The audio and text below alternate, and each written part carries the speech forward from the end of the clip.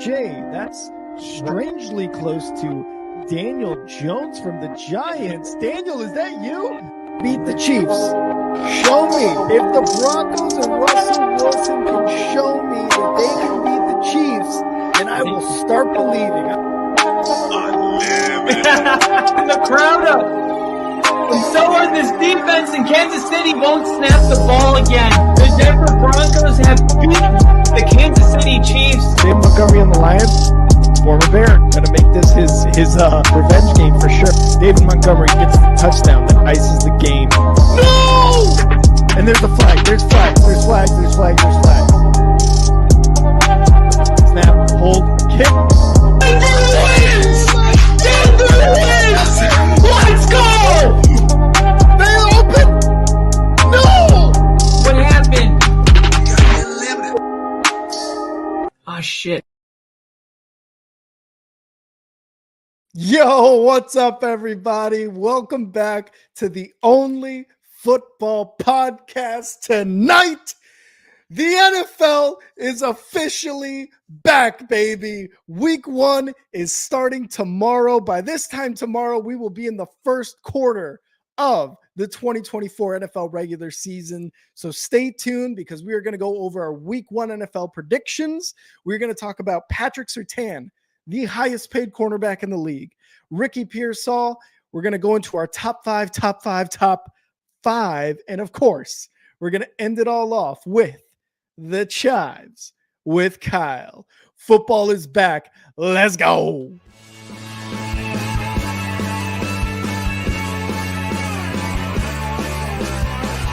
America is football. Football is America. Football is America. If you don't like it, you can kiss your candy ass. This is a moment in time. I don't give a damn. Oh my god. You love this. 30 to 27. No! Chiefs win. Chiefs No! win 30 to 20.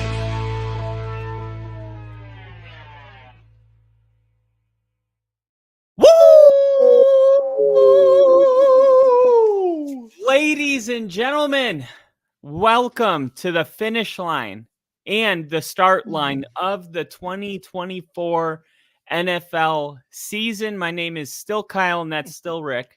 I'm still Rick. That's still Kyle.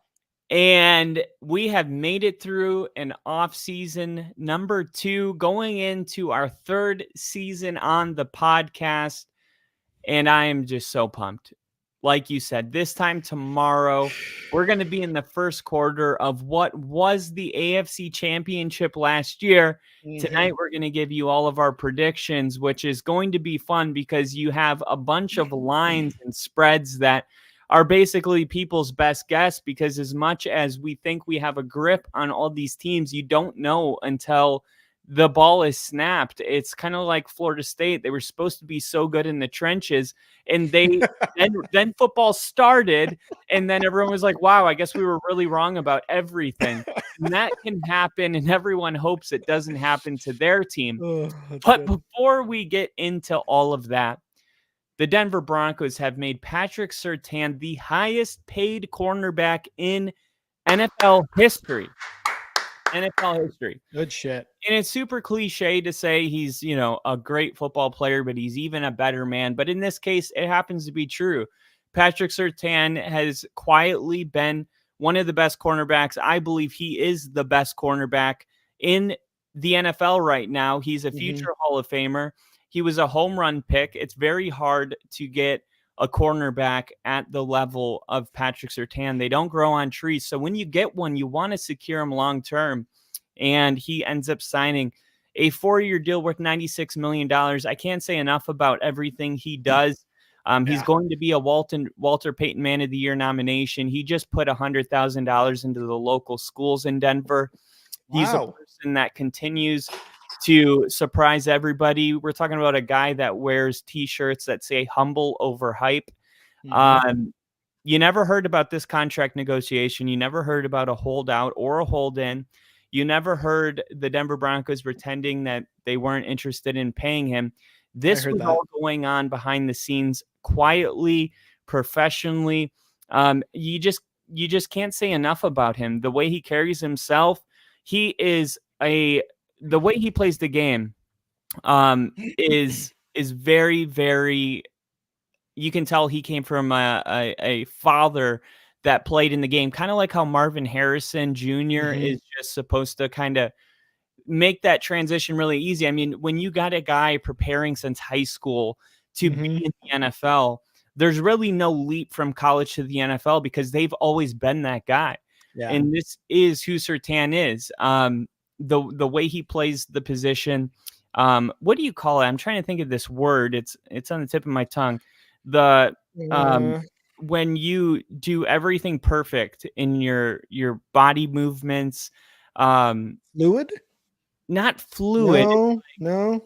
He's a it'll come to me, but the way he plays is just he does everything right. He's always in the perfect position to make a play in the ball. He in my opinion, it's like Sauce Gardner and Patrick Surtain. Those are the two cornerbacks that are competing for the best in the league. He doesn't have a ton of interceptions. I believe he only has 8 in his career, but you know what? They're just not throwing to that side of the ball. But we see week in and week out, whether it's Garrett Wilson, whether it's Justin Jefferson or Jamar Chase or Devontae Adams, that this guy constantly shuts down the league's best wide receivers week in and week out. And this extension comes less than a week before the season opener against the Seattle Seahawks. And this reminds me of another deal that got done just less than a week before the Seahawks were the opening game, and that was Russell Wilson's contract that was done right before week 1 started. They wanted to get it done before the season kicked off. This one makes a lot more sense than the Russell Wilson contract. I mean, we had no like real game time stats on Russell Wilson. We were just kind of using what he did in Seattle. This is a guy that's been in the building for 3 years. We know exactly what we're going to get. This is a great deal for Denver. The percentage that he is actually costing towards the salary cap is actually less than a lot of other corners. So in a weird way, this is a win-win for the Broncos and Patrick Surtain. His $24 million a year surpasses Jair Alexander's $21 million a mark. So they didn't just pay him $1 million more; they paid him $3 million more. Wow! And that's kind of a statement, you know, because you got guys like Jamar Chase that are like, I just want 1 penny more. This is clearly a statement that Denver.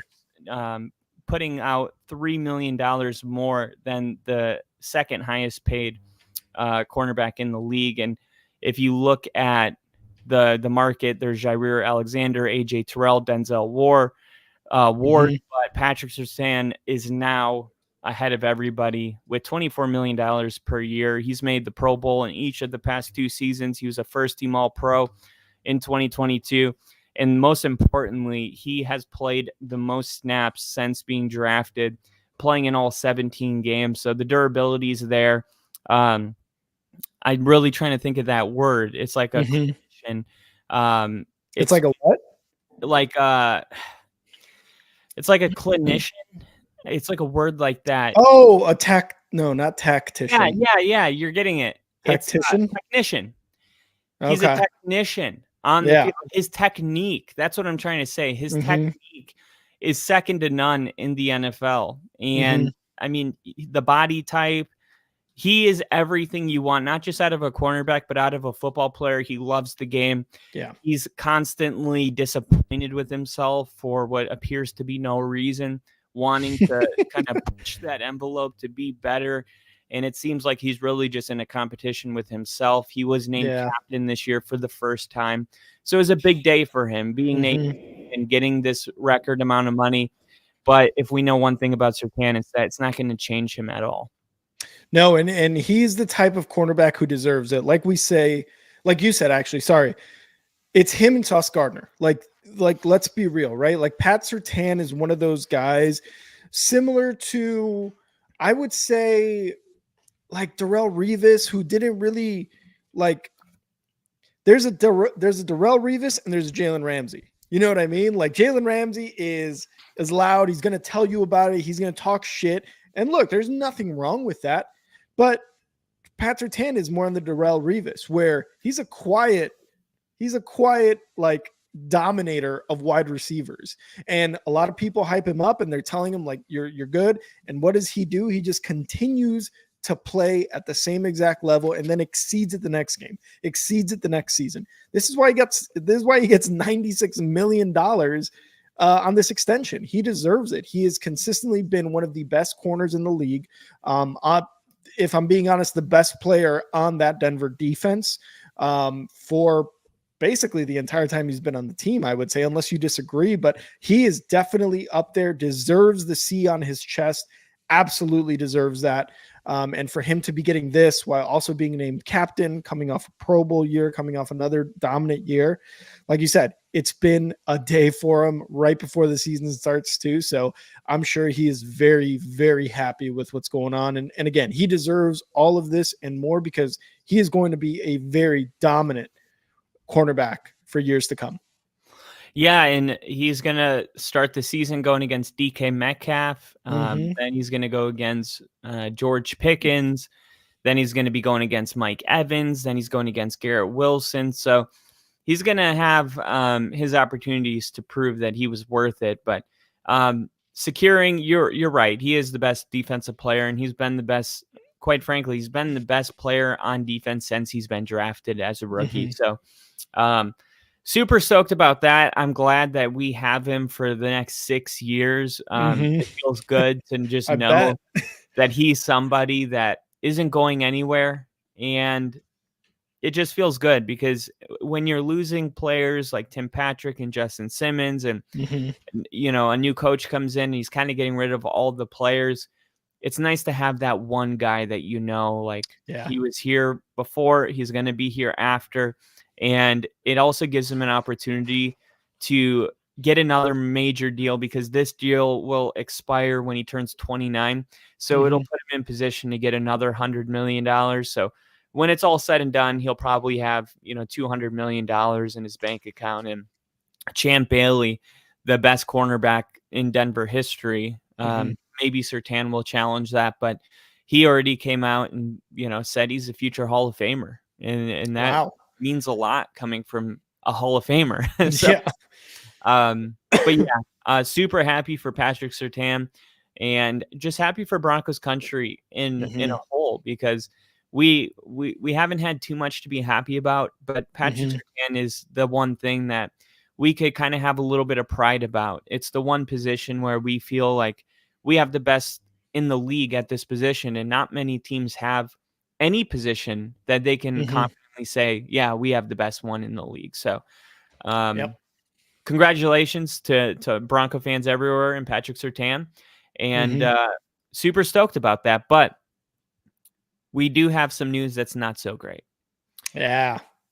We unfortunately weren't able to stream on Monday when we would have talked about this, but we're going to talk about it today. And that was over the weekend, Ricky Pearsall was shot in San Francisco in an attempted robbery where he was shot in the chest, and he did walk away.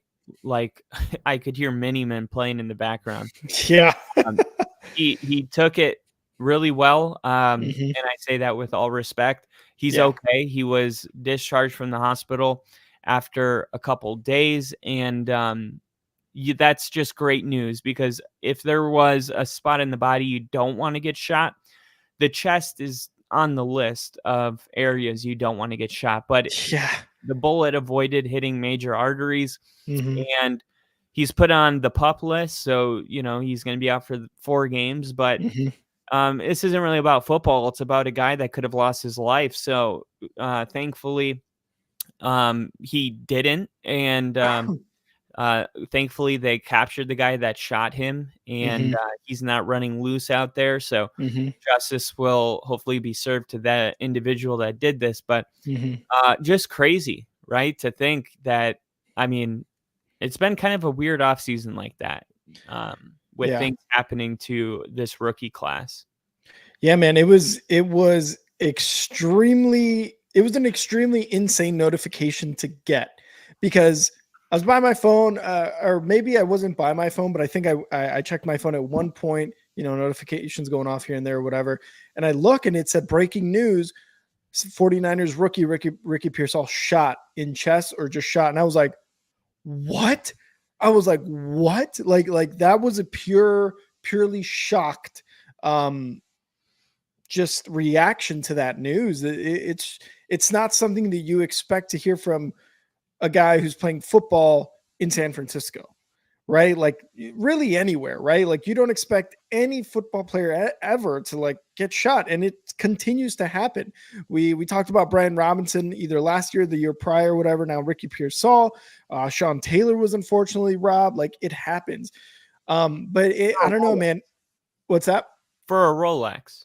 For a Rolex too. And the news came in after the initial shock. I was kind of reading up on it. Apparently it was a 17-year-old kid attempted to rob him from his Rolex. And again, while this isn't a joking matter, Ricky Pearsall is a straight fucking gangster for what he did, because he got shot, took the gun from that 17-year-old and shot him back. He shot him with his own gun. After that, after medics arrived, police arrived, they caught the 17-year-old, by the way. He's being charged with attempted murder. He was caught fleeing the scene. But after the medics came and everything, he got up and walked to the ambulance. Like, you just got shot, dude. Like, what is going on? And luckily, like you said, it missed any type of like major artery. It wasn't one of those, because I've seen, and have heard of people who get shot and like they kind of, go on as normal for a few minutes and then it's over for them. So luckily that didn't happen either for Ricky Pearsall. But wow, what a straight gangster move for him to just be like, okay, I'm getting robbed. No, I've got an NFL future to look forward to. I've got family. I've got this. I'm about to fucking turn it around on this kid. And luckily he did. Luckily the guy got caught, and Ricky Pearsall, like you said, physically unable to perform list, going to miss the first 4 games. But San Francisco is getting many men ready for when he debuts his first game for the 49ers. What a straight gangster. But he ain't fucking breathing. Many men. many men. I love that song. It's such a good song. Me 3 weeks later and he got shot down. I was clear that I'm here for a real reason. Because he got like I got hit and he ain't fucking breathing. Nick said he saw him in the weight room. That's insane. I saw on Instagram, so take that with a grain of salt. All right. If he is, though, insanity. Dude, I know I would be. I would lean into this. I'd be like, I'm already back. Dude, I'm hard as fuck, boy. You're right. So let me ask you this. I don't even know if you want to go down this road, but do you think he should be tried as an adult? Because my uncle, when he was 17, he went to prison for 10 years. We're extremely close. I see him all the time. And in his case, he did turn his life around. He was in a gang. He's no longer in a gang. He has a tiny puppy. He's the nicest guy in the world. He does have a bunch of prison tats, but he's like the exact example of like why you shouldn't, what do you call when you like stereotype somebody, but there's another word for it? Oh, like just profile. Yeah. Like he could be profiled so easy as like a dangerous person, but he's literally a sweetheart, and he's like the nicest guy you would ever know. And it's like in one way it's like, I want to see justice, because 16, 17, it's old enough to know what you're doing. But in my uncle's case, he was just stealing a car and ended up like hitting a cop and got charged with vehicular manslaughter on a cop. Wow. Did 10 years in prison. And his prison stories that he opens up about are really, really rough. And like prison is traumatic in itself. I bet, yeah. In Oklahoma, like those prisons are like no joke. Like you have to stay hard if you're going to make it through prison. So like there's like 17, like the brain's still developing. Like, do you think that he should be tried as adult? Because right now he's at a basically like a youth guidance center in the city, and there hasn't been a decision yet if he's going to be transferred to adult court. Jenkins said it's up to a judge to rule if the charges should be transferred to an adult court. But what do you think? Do you think like he should? I mean, obviously you need more details, whether this was like a spur of the moment thing or if this was premeditated. I would imagine that kind of plays a role in it. But What do you think? I will say it's one of those things that I find myself struggling to really come to It's a hard one. a hard line to. Yeah, because you're right. A lot of you gotta take a lot of things into consideration. Is like 17 years old. I knew what I was doing at 17. I was in a senior in high school. I knew, like, I was going to college. I was doing this. I was very well aware of my surroundings, what was right, what was wrong. That's not the difficult part, right? But you also have to take into consideration too, like, what's your mental state? Where are you? What was your childhood like growing up? So should he be tried as an adult or a kid? Honestly, maybe a kid now, because that's currently what he's being tried as a juvenile. And like you said, the judge will decide whether or not to go the adult route or stay at the juvenile route. Again, it's one of those hard things because this kid got a gun and tried to rob an NFL player and shot him. To me, that is attempted murder. Like, I don't see any way around this kid getting around that charge. He was attempting to rob him with a loaded weapon. So he had that, like, played out in his mind. He had that planned out. He pulled the trigger. And he pulled the trigger, right? There was a struggle, and then the gun went off with, he pulled the trigger on the gun that he was going to use to rob this guy. So to me, again, premeditated murder, possibly. He was definitely trying to rob Ricky Pearsall. So at 17, though, again, I knew what was going on. I knew right from wrong, but it's a tough one. We could do a whole podcast on that alone, but it is a tough one for sure. Yeah, it is a tough one, and obviously with this being an NFL player, all eyes are going to be on this case. So we'll update you guys as soon as we know what's going on there. But thankfully, Ricky Pearsall is okay, and the guy that shot him is not dead either. I mean, it could have been a stupid mistake, and like I said, it's so personal to me because what if my uncle would have died trying to rob somebody? I mean, it's just kids do stupid stuff, especially when, like you said, they have no direction. But no one died, and everyone's going to make a full recovery, and hopefully, he learns from this one way or another. But moving on, Rick, You ready? It's time for our motherfucking week 1 predictions. Let's go! Week 1 is here, baby, in less than 24 hours. Made it. We made it to week 1. The NFL season is upon us, and it's going to start off with an absolute banger with the Kansas City Chiefs. Why are they opening up the season back-to-back weeks in their own home field? Well, that's what happens when you win the Super Bowl in back-to-back weeks. Kansas City going for a three-peat, something that has never been done in the history of sports. Maybe Denver could have done it in 2000, but guess what? John Elway retired after his second in a row. It has never been done. Tom Brady couldn't do it. John Elway couldn't do it.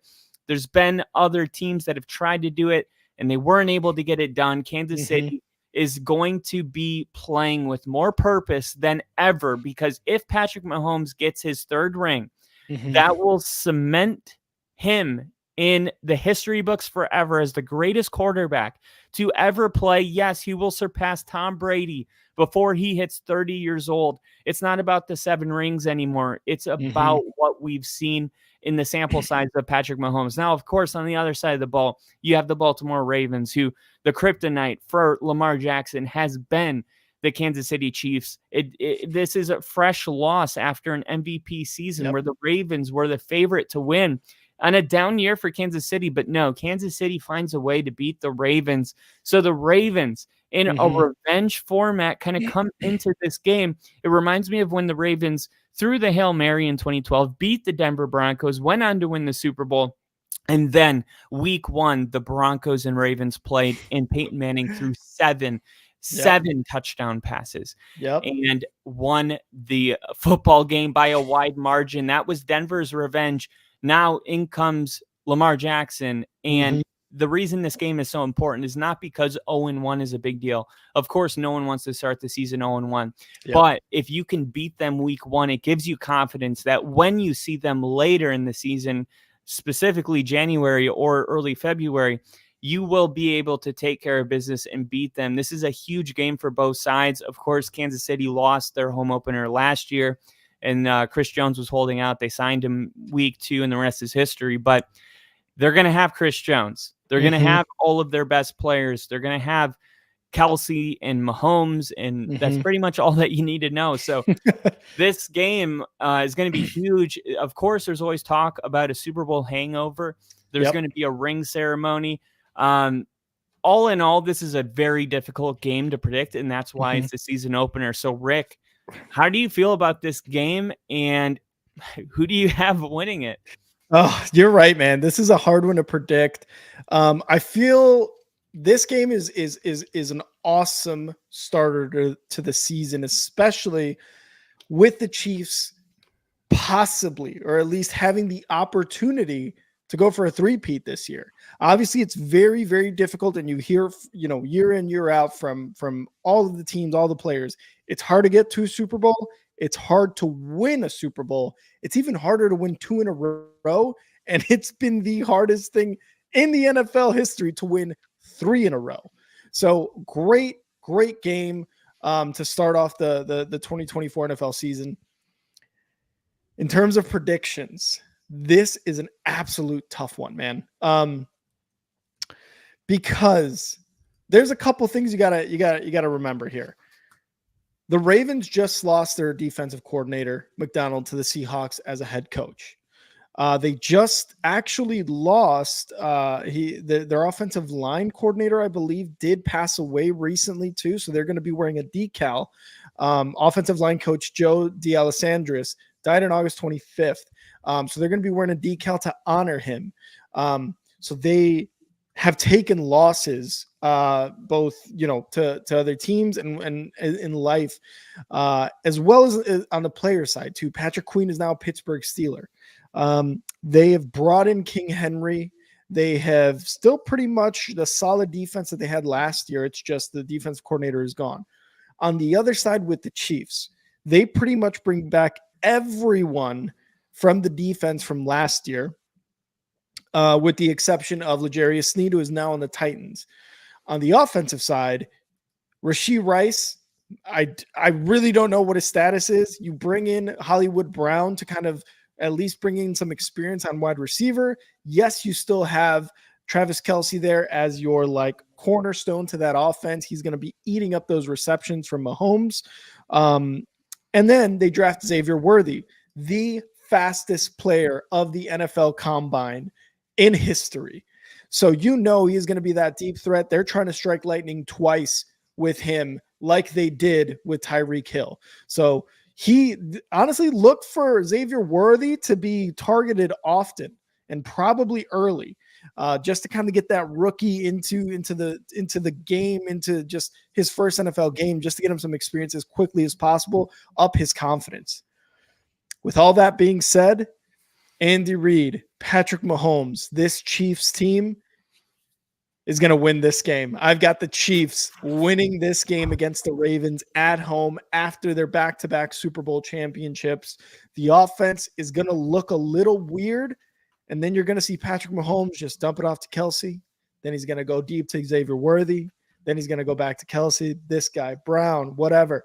Then you're going to start to see the flow of things back. It's not going to be one of those down years, I think, for the Chiefs this year on offense, although it is going to be a weird offense, not something that you're used to. But I got the Chiefs starting the season 1-0, and I'm going to go 27-24. They win by a field goal. Yeah, and that's kind of the consensus right now, is that Kansas City is going to win this game, and all odds that I'm going to give you today are brought to you by FanDuel Sportsbook. Please gamble responsibly. If you have any problems, call 1-800-GAMBLER. Please sponsor us. Kansas City is a 3-point favorite, so if your score is correct, then you wouldn't win any money, but you wouldn't lose any money. They'd give you your money back because that is a tie. 3-point spreads are always tough. I like 3.5 because then you can get that field goal in and still win. But this to me is a don't touch it. Now for Kansas City, I would actually take Kansas City to win by more than 3 points. Now, I understand that the Ravens have some issues this year because they lost Mike McDonald. They lost some key pieces on defense. Kansas City, like you said, they're going to be ready for this game. The reason there's no Super Bowl hangover this year for them is because there's never been a reason to want it more. If they go out and lose this game, all of a sudden the three-peat thing is going to be like, oh, maybe not. I think Kansas City comes out and has a statement win over the Ravens. Of course, the Ravens are a good team. They're going to play tough, but is there a better coach in the NFL in September than Andy Reid? He's had a full off season to prepare for this game. He's going to have new plays that we've never seen. Andy Reid, this is his shit. September football is his shit. The Chiefs don't lose in September. And when they do, it's because Chris Jones wasn't on the field. Like, they're going to win this game in front of their home crowd. I think they win by more than 3. I'm going to go 20-27 Kansas City winning this game, starting the year 1-0. But if you're a Ravens fan, don't hit the panic yet. Plenty of teams are going to lose to the Chiefs this year. I love it. I love it. Next on our list is another banger. And this is going to be the first NFL football game that's in Brazil. Of course, it is rude to wear green in this stadium. So the Packers and Eagles was an interesting matchup. Two teams that wear green that are not supposed to wear green in the stadium. So, of course, they will go there in disrespectful fashion. And the Green Bay Packers are 2.5-point underdogs. The Philadelphia Eagles are favored to win this game. And he's got his Wisconsin beer right there. For those that don't know, that would be a hint at his pick. We'll see. The Eagles are going to be good this year. They got really good in the draft with their 2 cornerbacks that they drafted, Cooper DeJean and the other, I think they were. Oh my God. I can't remember his name either. We don't do names here. Yeah. They drafted 2 of the top 5 corners in the draft. They bring in Vic Fangio. They bring in Kellen Moore to be the offensive coordinator. Jalen Hurts is healthy. I expect this Eagles team to be good. And of course, the biggest addition, Saquon Barkley. But the thing is the Green Bay Packers showed a lot of promise towards the end of last season. They were still playing when Philly wasn't, but I don't know if that matters anymore because of all the changes Philly made.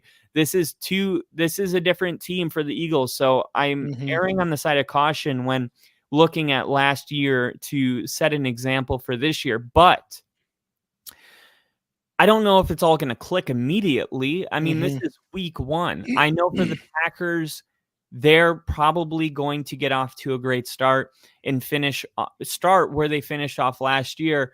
Yeah. I like Green Bay winning this game on the road against the Eagles. This is no home field advantage for either team. So I think Jordan Love comes out. He has a really good game, but I think this is a high-scoring game. The point total on this game is 49.5. I think it goes over, and I predict a score of 31-34 Packers. Oh, 31-34. That's going to be a shootout. I like that. Okay, so you got Packers. Yeah, man, it's tough to. So here's the thing. The running game for the Eagles, the addition of Saquon is just going to be awesome. Obviously, he's a much different running back than DeAndre Swift was for them last year. Saquon is more of a I'm going to fucking hit you and I'm going to get through you, right? Yeah. Type of running back. And he can still do a lot in the passing game as well. You got A.J. Brown. You got Devontae Smith there. You've got their tight end, I Goddard. Yeah. And they brought in Cooper DeJean and Quinyon Mitchell. That's who their cornerbacks are. So the defense, secondary wise, obviously there's going to be some growing pains there. You've got some seasoned, not necessarily vets on the wide receiver side for the Packers, but you've got a lot of young guys who did a lot for this Packers team last season. So they've got plenty of games, plenty of experience under their belt. And that's going to be a very, very interesting matchup between Cooper DeJean, Quinyon Mitchell, and a Christian Watson, a Romeo Doubs, a Bo Melton on the wide receiver side for the Packers. So that's going to be a super interesting matchup that I'm going to be looking at. But it's in terms of the Eagles offense, you said the Packers offense should kind of, resume what happened last season, especially in the playoffs against the Dallas Cowboys and the 49ers. But don't sleep on Jalen Hurts and A.J. Brown, Devontae Smith. They've been together, I believe, 3 years now or so. And they were doing really, really well a couple of years ago. And obviously the start of last season before just the epic collapse that was the Eagles team of 2023. So I'm not going to necessarily go with the Packers just based off of like, the connection that they've got with each other, because also got to remember they did bring in the running back from the Raiders last season to the Packers. So both of these teams have brand new running backs. The passing game should not miss a beat on either side. It's going to come down to the defenses, I think, in my opinion, because the Eagles defense, they have some good rookies last season. Overall, that defense was not great. The Packers defense, they are coming off a offseason in which they fired Joe Brady. Or not. Was it Joe Brady? No, it wasn't Joe Brady. It was Joe fucking fired. That's what his name was. Joe fired. They're bringing in a new defensive coordinator. So, there's going to be possibly a new scheme. They did get a little bit better towards the end of the season on the defensive side, but this is going to be a tale of which defense wants it more at the end of the day. And I think I'm going to go with the Eagles. I'm going with the Eagles to win at home in Brazil. But I am taking the Eagles to win this because let's face it, You're a fucking Packers hater. I'm a Packers hater. I'm a Bears fan. What do you expect, guys? Come on. You think you're gonna log in and tune in to the Only Football Podcast and expect Rick to pick the Packers to win? Oh, Kyle, don't you do it, Kyle. Don't you do it, Kyle. Kyle's gonna do it, and he's gonna piss me off. Kyle's going to do it. He's going to get his little cheese head. He's going to put it on his head. And while he's wearing a Jordan shirt, how dare you? Is nothing sacred anymore? Is nothing sacred anymore? Look at him. Give me the Packers. Is nothing sacred, Kyle? Is nothing. Oh, I can't wait to go visit you and burn that in front of you. I'm just kidding. I would never do that. But yes. The Packers. I'm going Eagles, baby. Eagles. Fly, Eagles, fly. Don't do that. Don't disrespect Bill like that. That's a good point. That's a good point. Packers. Jordan Love is an MVP candidate this year. And watch the statement. The Green Bay Packers, they are going to make everyone in Brazil Google what a cheese curd is by the end of this game. Could you imagine the entire country of Brazil's like, oh, I guess I'm a Packers fan now. It's like, no. Imagine everyone in Brazil being like, okay, what's a Packer? And then they're trying to figure it out, and they go, like, I don't get it. Okay, I guess I'll just ignore the Packer thing that I don't get. But someone explain the cheese. Are they packing cheese? Is this like a Temu? So what, they fly major city? They must be the best. They must be the biggest city in America for everybody to love these guys. And it's like, no. Are like the hardest team to explain to another country. Like other states, it's like, okay, Denver, they're a mile high, they're above sea level, and they like the Broncos because of the horses and the what. The Packers is just like, we like cheese. The Packers are like, no, we love cheese, bro. You don't get it. We named our team. But okay. Good pick. Our first disagreement comes on Friday. So stay tuned for that. Next up, we have a very interesting game. We have the Pittsburgh Steelers playing the Atlanta Falcons. Now, I know that when Kirk Cousins was added to the Falcons, Rick jumped on the podcast and made his first prediction in the offseason way too early. He said the Falcons are going to win this division. Why? Yep. Because they bring in Darnell Mooney as wide receiver too. How dare you? He's a former Bear. How dare you? But in all reality, they have Drake London, they have Kyle Pitts, and Kirk Cousins is a huge upgrade. And don't forget, they have a running back that had 60-plus receptions last year in Bijan Robinson, who's expected to go off. On paper, they have a really good team. So you would say Falcons is kind of a no-brainer here, but The issue with the Steelers is not that they have Russell Wilson. If anything, I think that's going to hurt them. I've seen Russell Wilson the last couple of years. It doesn't scare me. What does scare me about picking against the Steelers is that the Steelers play their best football when they're an underdog on the road week 1. They have a long history being that upset team. Sure, the Falcons might win this division. Sure, they might eventually get going. But does it happen in week 1? Does it happen with a healthy TJ Watt on the field being a menace? Or, I mean, because here's the thing. If the Steelers can do this with Kenny Pickett, why can't they do it with Russell Wilson? I feel very uncomfortable picking against the Steelers, even though I think when it's all said and done, Russell Wilson's going to suck. The Steelers are going to miss the playoffs, and Atlanta will be playing for the playoffs. But I don't think it happens week 1. My upset of the week so far is going to be the Pittsburgh Steelers going on the road and beating the Atlanta Falcons in this game. And no, Atlanta is the much more talented team. No, I don't believe in Russ. I only believe in Mike Tomlin when it comes to week 1 being an underdog. It's a great combo if you check your history book. So give me the Steelers on the road. Plus 3.5 is the bet I would go. I wouldn't take money line Steelers. I would just take the plus 3.5. Even if Atlanta wins, I don't think it's by more than a field goal. Wow. God. And the fact is, last season, they went into Cincinnati and beat them by a field goal week 1, right? Yeah. That and that makes so much sense for the Steelers on the road, like you said, underdog. Man, whew, that's a very good point. What's that? I believe they swept the Ravens too. Yeah, they like the entire AFC North is like such a good division and such a fucking weird one because they were able to beat the Ravens with Kenny Pickett as quarterback.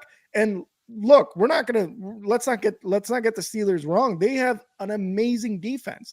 They're just that damn good at their defense. And I think really at the end of the day, that's what wins them these games, right? Is their defense. So you got to give them all the credit to their defense. They still got Watt there.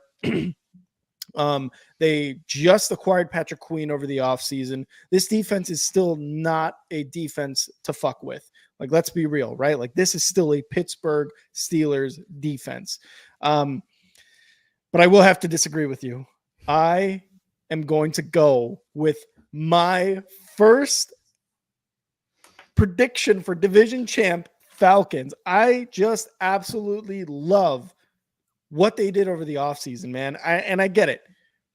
Kirk Cousins coming off an Achilles, but he just immediately makes them a playoff contender. Let's be real here, because even Kyle and I were talking about it, and we're like, are the Falcons a playoff contender?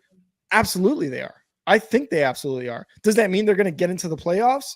No, but this gives them a much, much better chance than Desmond Ridder at quarterback. Like, you know, or even Heineke as their backup, because now they have Penix there just in case something does happen at Kirk Cousins.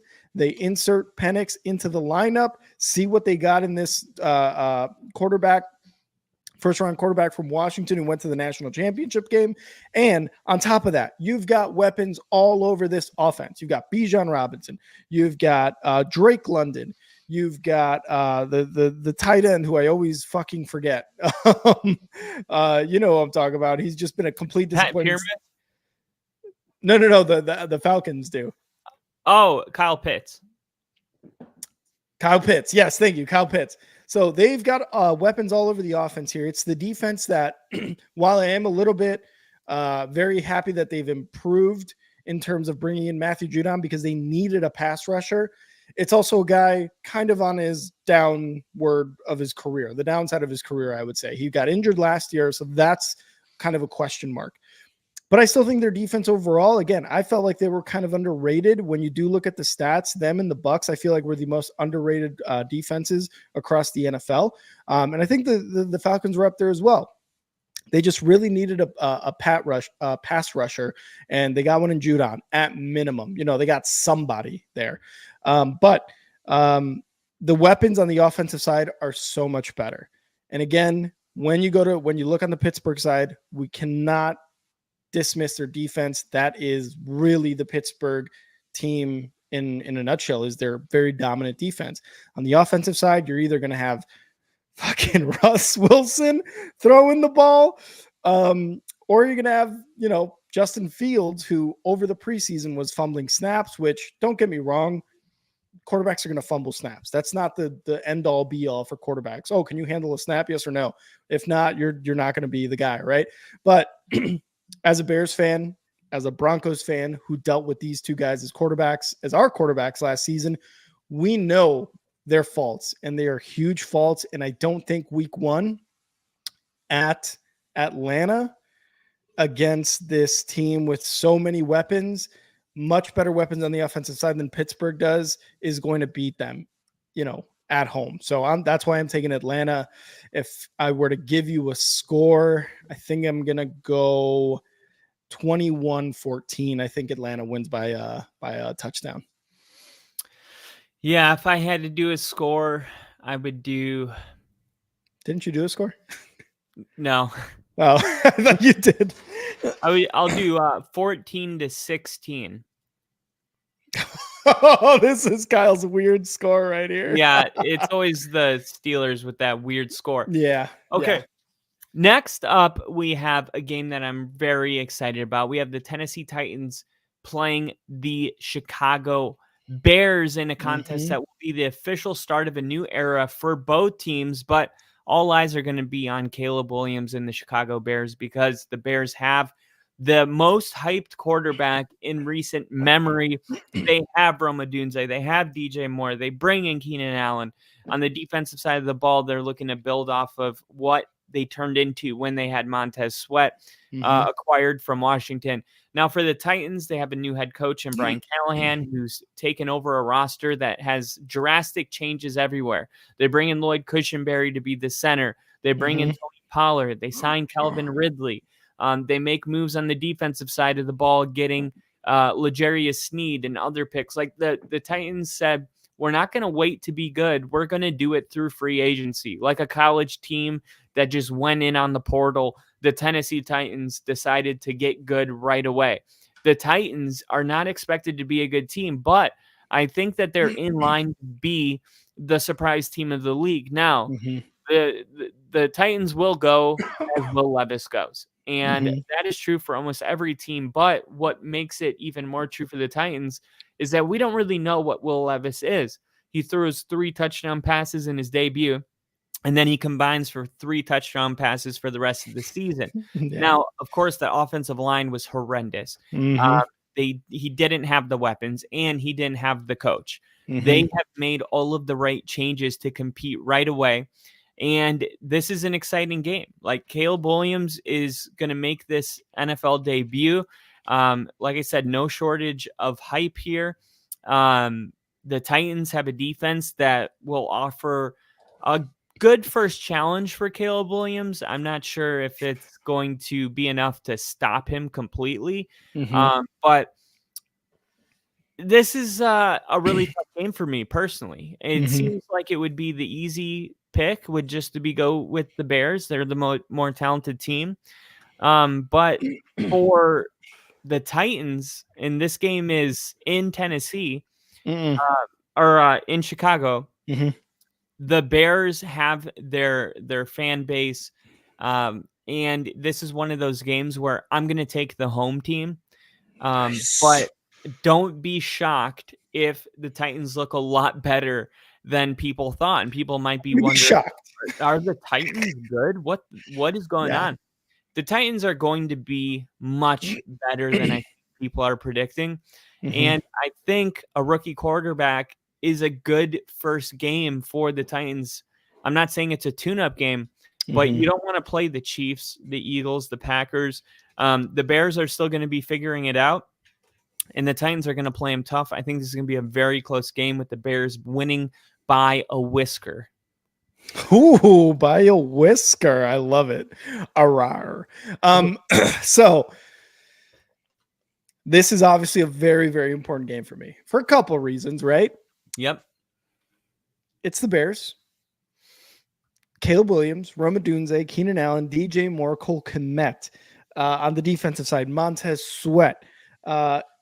TJ Edwards, Tremaine Edmonds, Jalen Johnson. The Bears probably have one of the best overall secondaries in the NFL. If we're being honest, Jaquan Brisker at safety. God damn it. Why am I forgetting? Kevin Byard, the other safety. Jalen Johnson, cornerback. What's that? Your punter that you drafted? The Australian punter, that guy is booming. That guy was killing it in preseason. The Bears, like you said, they have a very talented roster. It is now one of those things where we have to see how it all comes together week one. Obviously, Caleb Williams is the big story. So all of this, also, another reason why it's important to me, I'm not wearing any Bears gear, guys. I need one more win to start wearing Bears gear. I can sit on my recliner. I can have the flag in the background, but I cannot wear Bears gear until they have their 5th win. All of preseason counted. I don't care if you say it didn't. They made me proud during the preseason. They showed a lot. The offense looked really good. So it's a very, very important game for me as a fan, for all Bears fans across the nation, across the world, to see how this team finally puts it all together and to see if the hype is real. Preseason is preseason. I get excited. We all get excited about how our team does during the preseason, but not until we get into the regular season where these games start to matter is when we really, really see how much of that preseason was real or not. So very important game on the Titans side. Let's look at their additions, man. Brian Callahan, head coach. Bill Callahan is our offensive line coach, who is one of the legendary offensive line coaches and a guy who's going to make sure that this offensive line for Will Levis is going to move, heaven and earth to protect this guy. They bring in Calvin Ridley, Tyler Boyd, Chidobe Awuzie, Tony Pollard, like you mentioned, Lloyd Cushenberry, L'Jarius Sneed. They bring in all these guys to contend in this very, very competitive AFC South division, where you have the Colts, where you have the Texans and the Jaguars. So it's going to be a very, very competitive division. And Kyle and I, when we were going through that AFC South, we're like, just like you said, are the Titans actually a very good team? Are they actually going to compete for the division? Are they going to be like a fringe playoff team? Because of all these additions, that's why we're asking these questions. We just talked about the Falcons bringing in Kirk Cousins. You look at all the additions that the Titans made and you're like, oh my God, they are actually going for it with a second-year quarterback who showed flashes, but also showed rookie quarterback play. With all that being said, let's be honest. L'Jarius Sneed is the best player on that defense and probably will be the best player on that defense. I think really at the end of the day, the downfall for this Tennessee Titans team is going to be the defense. L'Jarius Sneed is going to do everything he can for, what he can control. But this defense, I think at the end of the day, costs them a ton of games. And that's what I think costs them this game with the Bears. Did you guys really think I was going to go Titans? I'm going Bears, baby. I am going Bears all day. Caleb Williams with the Bears claw. It's going to be a fun Sunday AM slate for me. And Pink as soon nails. as that, yep, I think I might paint my pinky nails pink. I asked my wife, I was like, you got pink nail polish? She said, yes. I'm like, I'm doing it for Caleb Williams. So as soon as as that clock goes 000, I'm putting on my Bears hat, putting on my Bears jersey, and I'm making a YouTube short for everybody to see after the Bears beat the Titans 20-17. Ooh, 20-17. I think it's going to be a weird score. Here's what I think. I think Caleb Williams is going to have a lot of drives where he moves the football. Mm-hmm. But I think they're going to settle for 5 field goals in this game. Oh my God. 15? Yeah, I think they get 1 touchdown. So I'm going to go 22. 22 to 20 Bears. 22-20. Okay. I like that because what better way to start the NFL season with Caleb Williams than a weird fucking score of 22-0. Like I actually like that because it's the Bears still winning. So I actually enjoy that, but Bears win. Bears are going to eat that dub. Caleb W. I love it. All right. Next on our list of games, we have a really tough one. They're all tough. It's week 1. But we have the Bills playing the Arizona Cardinals. The Bills offense now revolves around Josh Allen even more heavily with the departures of Gabe Davis and Stephon Diggs. Now, I think Dalton Kincaid is going to be one of the best tight ends in fantasy this year. I liked what we saw from James Cook last year. And I think Josh Allen's actually going to have a better season this year than he had last year. Even though they got rid of those players, I think the Bills are going to just kind of have a new identity running a 2-set tight ends. I think they're going to be able to move the ball and they're going to be good. Now, for the Cardinals, I think the Cardinals are going to do a lot more than people think. And this is going to be my first overtime game of the week 1 slate. I think the Cardinals are going to come and they're going to play feisty. No one's expecting the Titans to be in this game or the Cardinals to be in this game. But Kyler Murray, when he's healthy, he wins a large portion of his games. Marvin Harrison Jr. is like a Surtain. He's somebody that's going to come in and immediately be that guy for Kyler Murray. That's why they drafted him. I like Trey Benson. James Conner had a good year. They drafted 12 players in the draft. You got people coming in to make an immediate impact, and they're coached really well. We learned this last year. Every time a team played the Cardinals, you knew it was going to be a tough game for the opponent, even though the Cardinals were losing those games. Even when they had to go with, who was it? The Pastronaut. They didn't have Kyler Murray, and they were still a feisty team. Now you're adding Kyler Murray, who it seems like everyone forgot how good he is when he's playing at a high level. Call of Duty doesn't come out till November. So I think the Cardinals hit the road. I think they play the Bills really tough. I got the Bills winning. I think it's a close game, and the Cardinals are put on the map. And I'm going to D for the P really quick. Okay, I love it. So Kyle's got the Cardinals playing the Bills pretty damn well.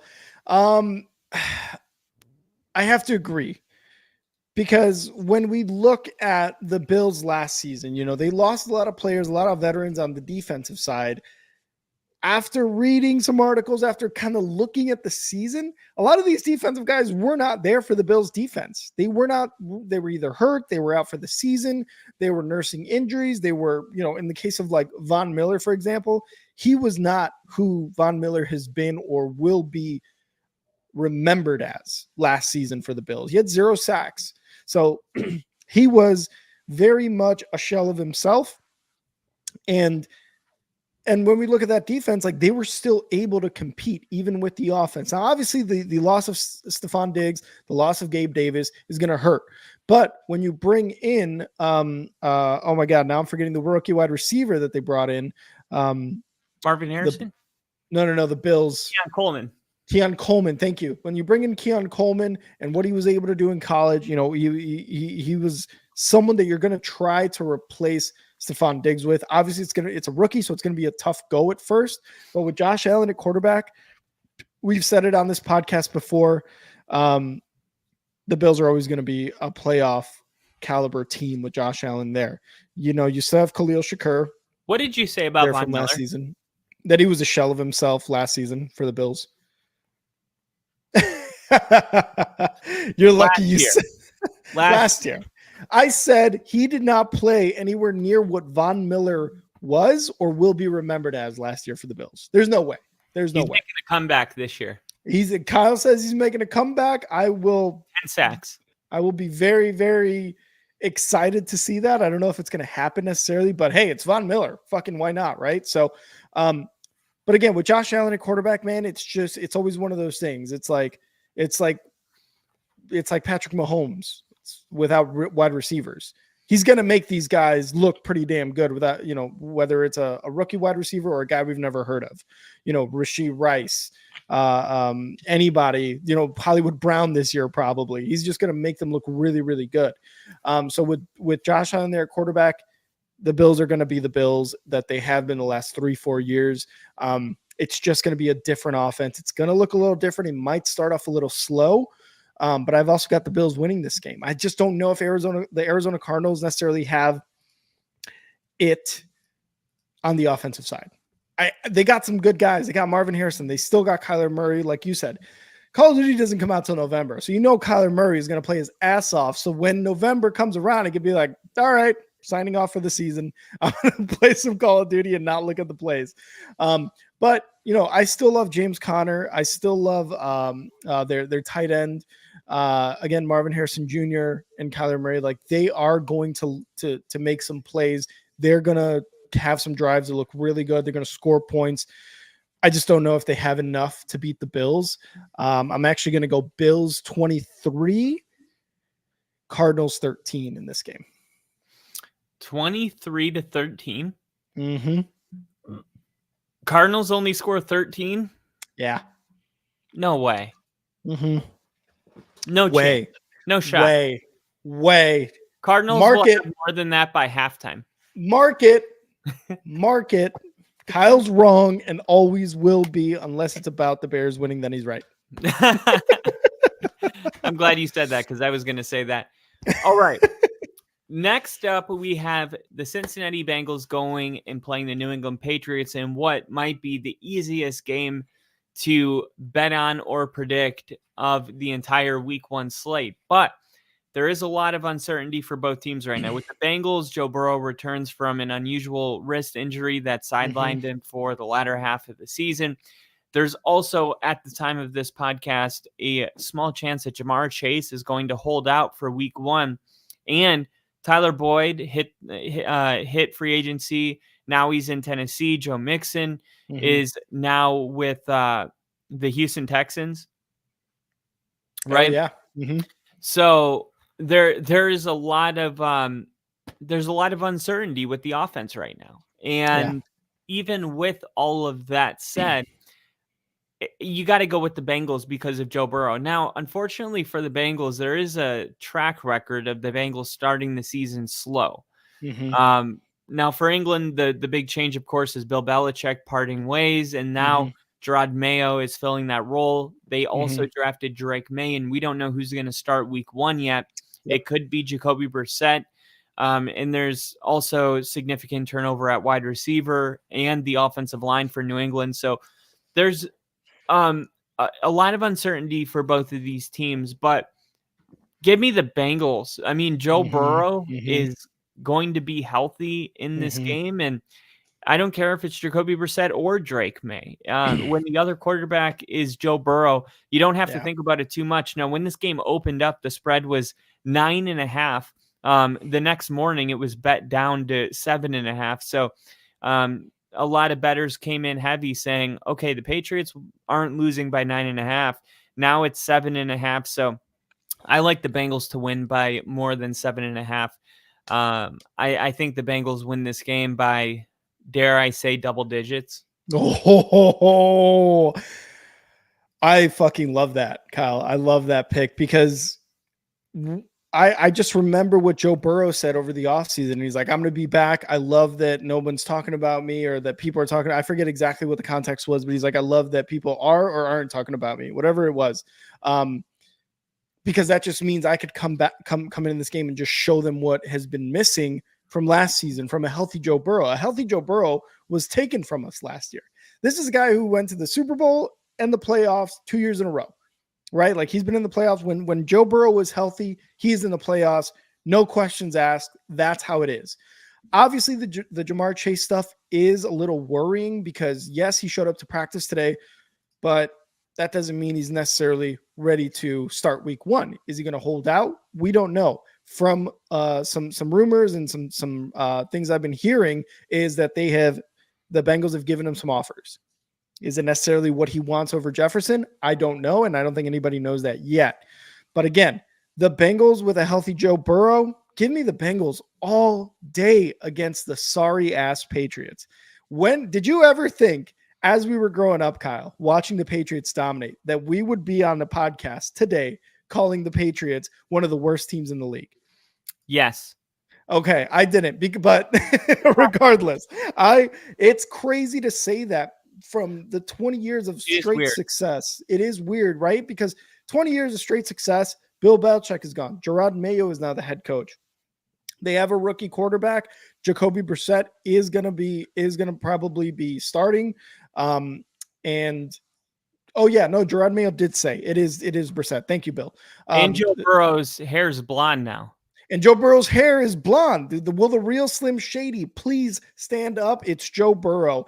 Give it to me all day. Give me Joe Burrow all day. Give it to me, Joe. Give it to me, Joe. To seize everything you ever wanted for one moment. Will he capture it or will he let it slip? Yo, his palms are sweaty, knees weak, arms are heavy, there's vomit on my sweater already. Mom's spaghetti, he's nervous, but on the surface he looks calm and ready to drop bombs.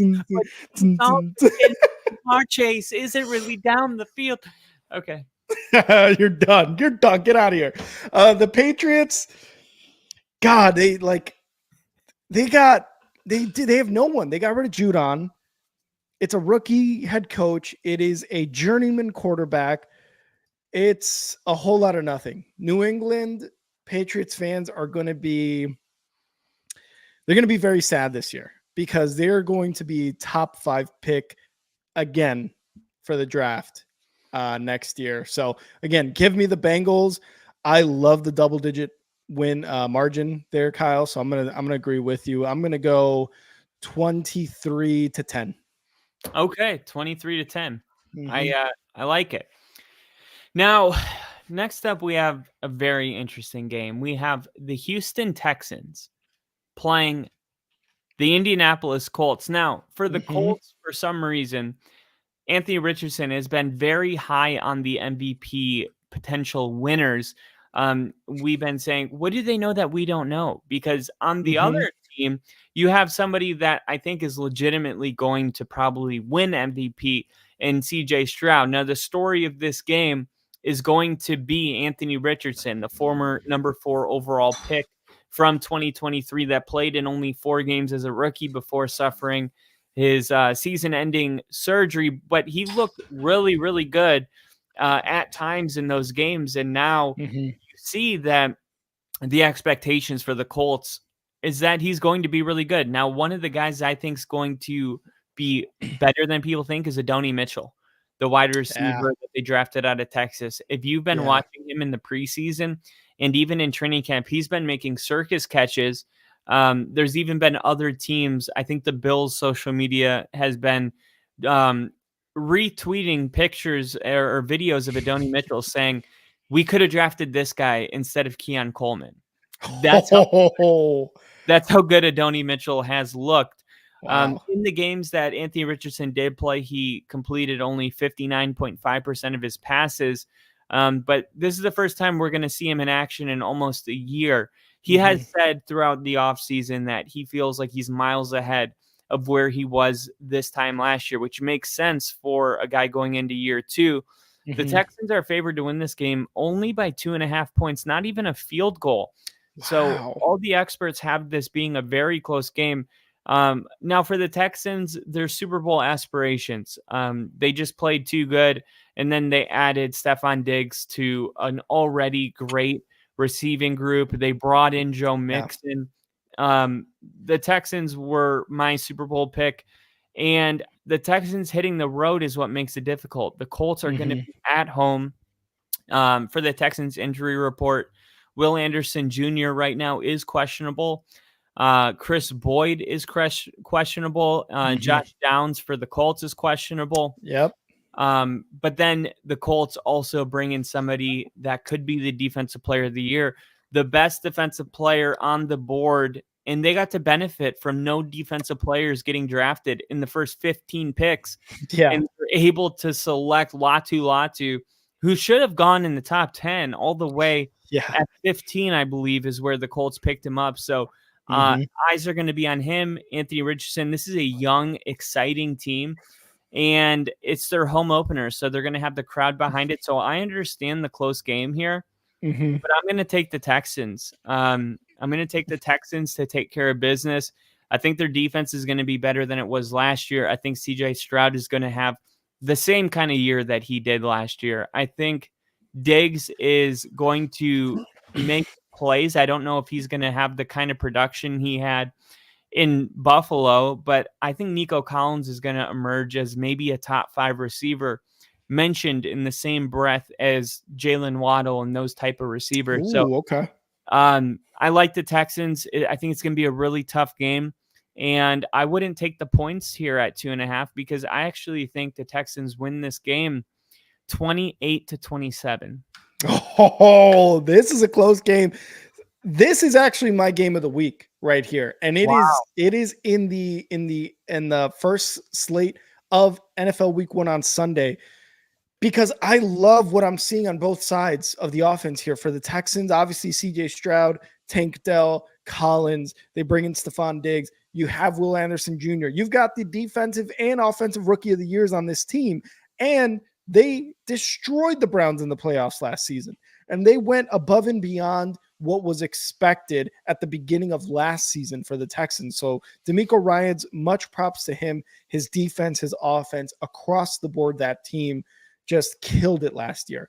And then on the other side, Anthony Richardson, a guy who we didn't even hear of being in a top 10, let alone the first round of quarterbacks that were going to be taken last year's draft, until 2 weeks before the draft, something like that. And then he comes into the season with the Colts, throws it, slings it to Michael Pittman, Josh Downs. He's making it seem like this is why you picked me. He's stating his case.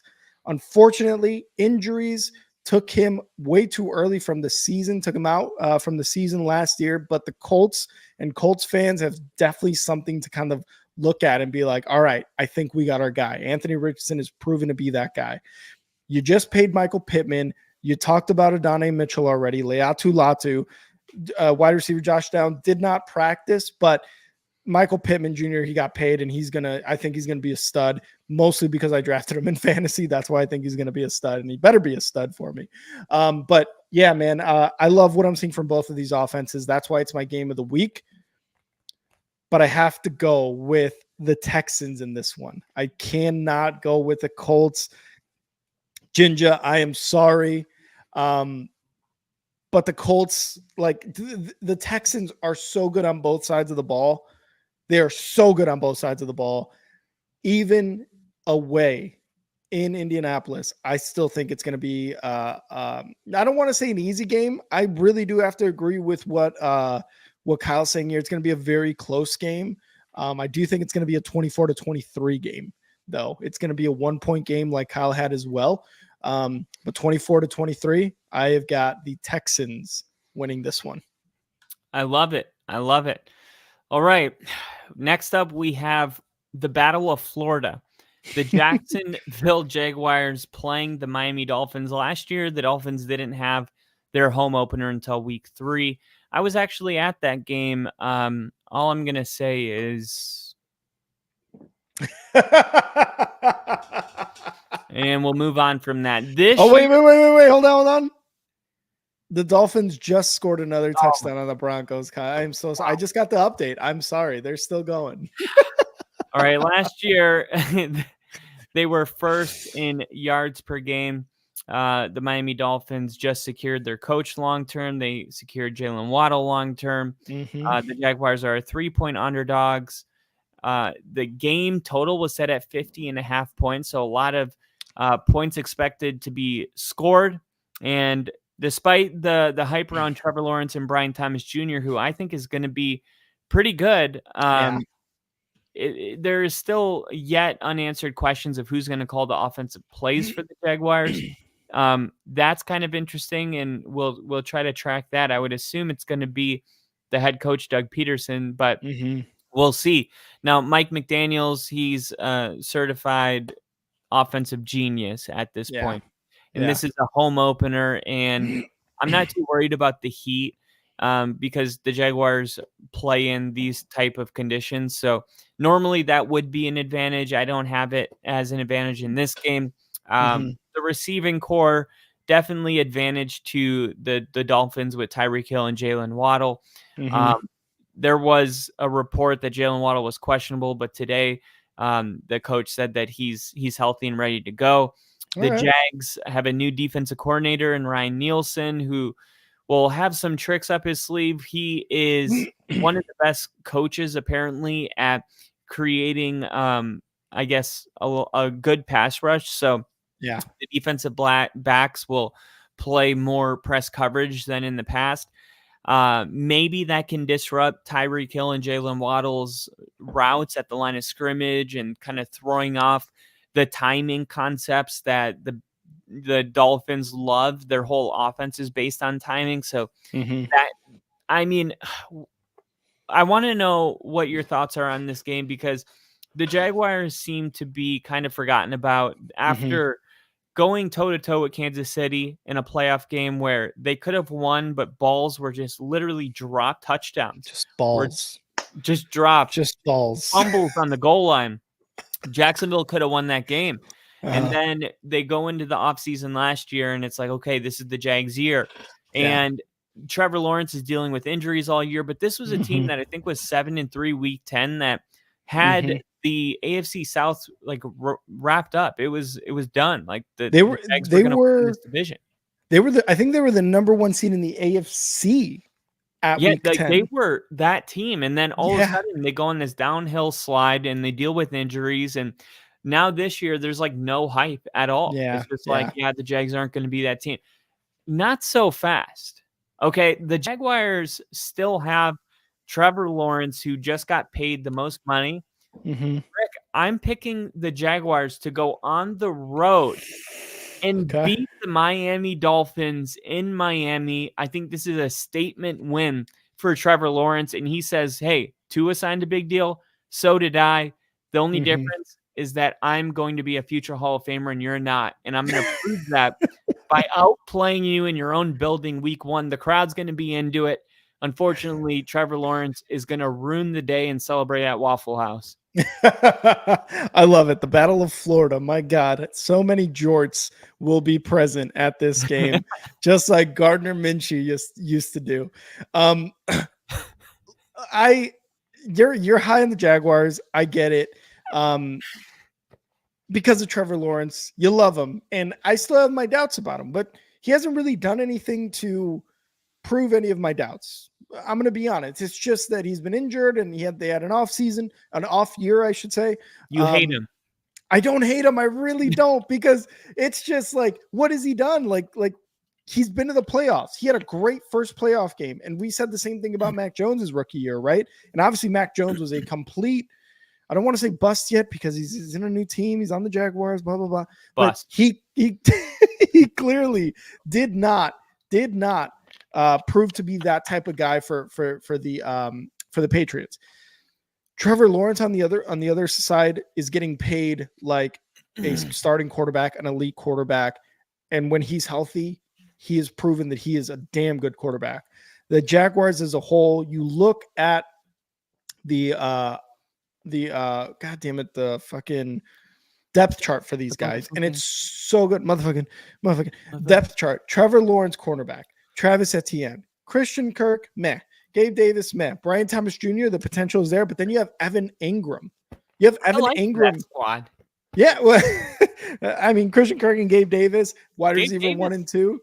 Wide receiver 1 and 2, good. I don't know. That's a little crazy, but Evan Ingram and Etienne and Trevor Lawrence, those 3 guys, I really do think can make this offense much better in real life during the season than it looks like on paper, if I'm being honest. Like, their wide receivers don't look great. Brian Thomas Jr., again, we've talked about, he might be the real deal, and I feel like he is going to be a guy in the middle of the season that is fucking killing it at wide receiver for the Jaguars.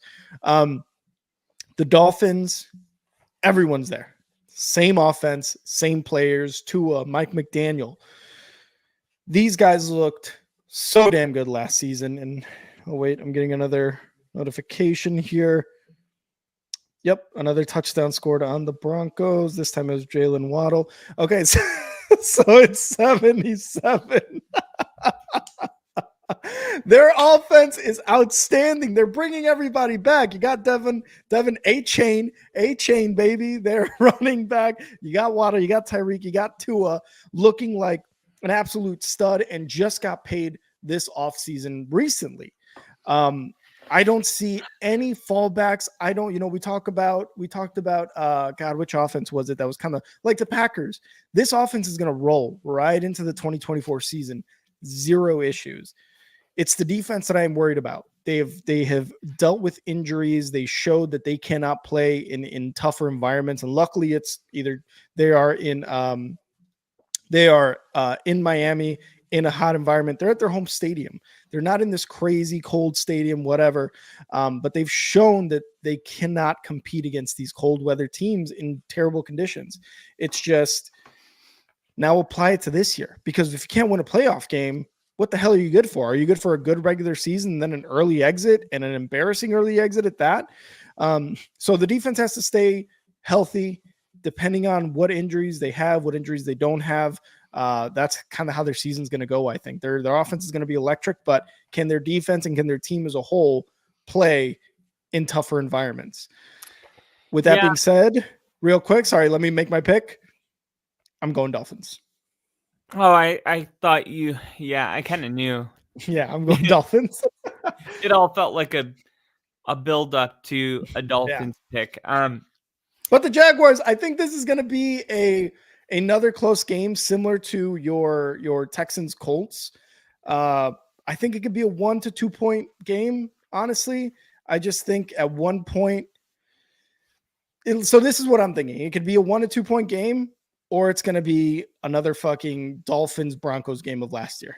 I really do think it could be one or the other. No, not a chance. Now, I think the Dolphins can score a lot of points. No chance. So no chance. No, that'll never happen again. What happened last? You're right. Now the one thing I've made a big mistake. Oh. Everybody put a fuck you, Kyle, in the chat for making a mistake. I have been making my predictions without a key variable being added. And I think it's time to bring it up before it's too late. I have used all of my scoring as kind of how things were last year. Mm-hmm. Scoring is up. It is way up this year with the new kickoff rule. That's true. That's true. Totally just like forgetting about that. Mm-hmm. I'm telling you, you're going to see this is going to be a fact. Okay. This is going to be the most points scored in week 1 collectively in NFL history this week. This will be what? The most points ever scored in week 1 when you combine them all. Woo. Because the new kickoff rule is going to start teams on the 40-yard line and the 45 and even midfield. We're not inside prepared. The 30, 35. Yeah, we're really not prepared for what we're about to see. So I'm going to probably pivot some of my scoring and boost them up a little bit, because I really do think that that's going to be much more impactful than we're giving it credit for. Mm-hmm. Honestly, because it's new and it's easy to forget. But scoring is going to be up, and these teams already played. We can look at last time they played. Yeah, it was Tua versus Trevor Lawrence, and the Jags won, and it was 23-20. But I get what you're saying. Like, Miami has real Super Bowl aspirations this year. Jacksonville's defense has regressed a little bit. We'll see how they do this year.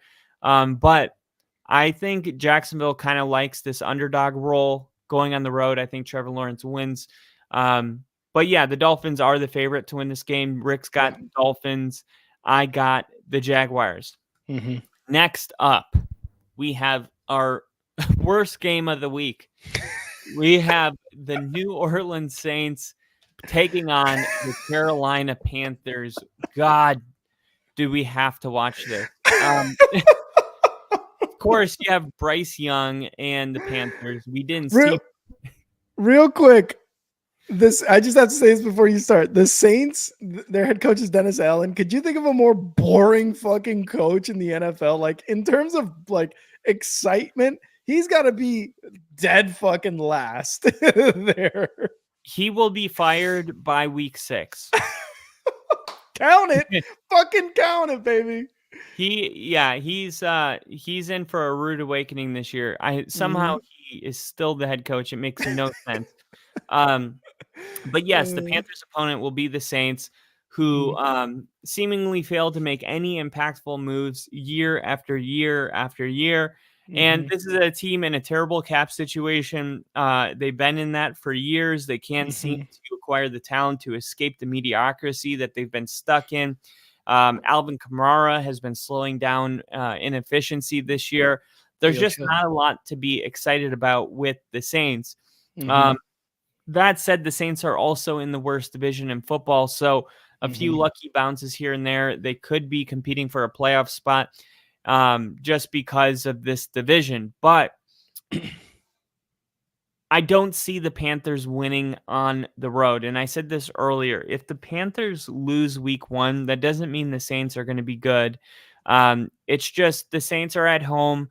We all know what it's like playing in the Superdome. I'm sure the crowd's going to be really into it. Bryce Young hasn't had any snaps throughout all the preseason. The Saints are favored to win by 4.5 points right now. This is not a huge, exciting storyline or anything like that. I guess the biggest storyline is Bryce Young going to improve in year 2. Yeah. I think the Panthers are going to be an improved team, and I think you're going to see it in the Panthers win on the road. Oh, okay. Yep. My mind in the middle. Yep. Changed my mind in the middle. Hey, I respect it. All right. I fucking respect it because I'm going Panthers. I'm going Panthers to win this. I am actually, and you're going to hate that I said that I'm about to say this. I'm actually pretty high on the Panthers. I'm not high in terms of they're going to make the playoffs. I'm high on they're going to be a much more improved team than they were last year. I feel like this is, you're going to see Bryce Young start to figure things out a little bit more. I'm not saying he's going to be this second year prodigy. I'm just saying he's going to start to figure it out a little bit more. If we take a look at like who they put around them, I mean, Deontay Johnson, yes, he had his issues in Pittsburgh, right? But they bring in Dave Canales. They bring in Deontay Johnson. They bring in Dave Canales.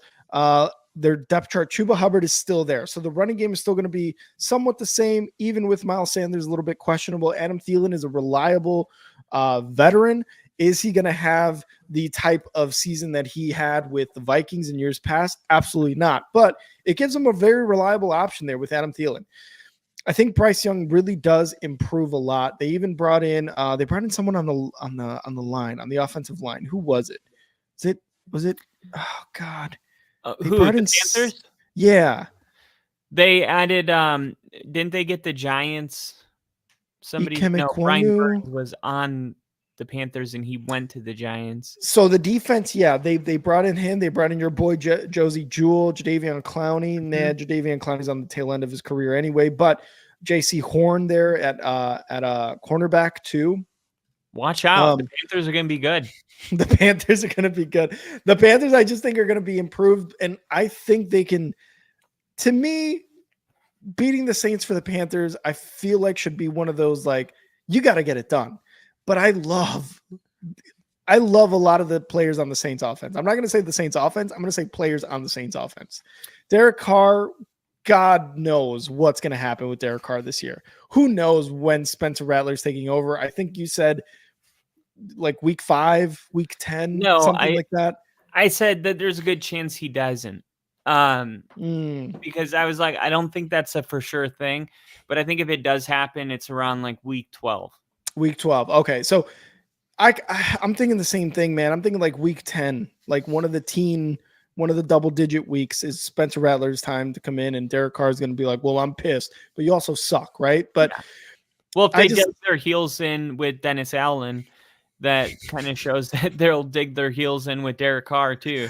I guess so, man. It's like that stubbornness, I think. But Alvin Kamara last year was basically their offensive guy, him and Chris Olave. So obviously expect them to take a brunt of this offense.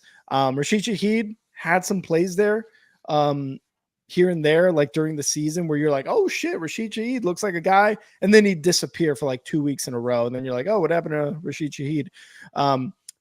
So I like a couple of these players on the offensive side. And then the defensive side for the Saints, they are just old, man.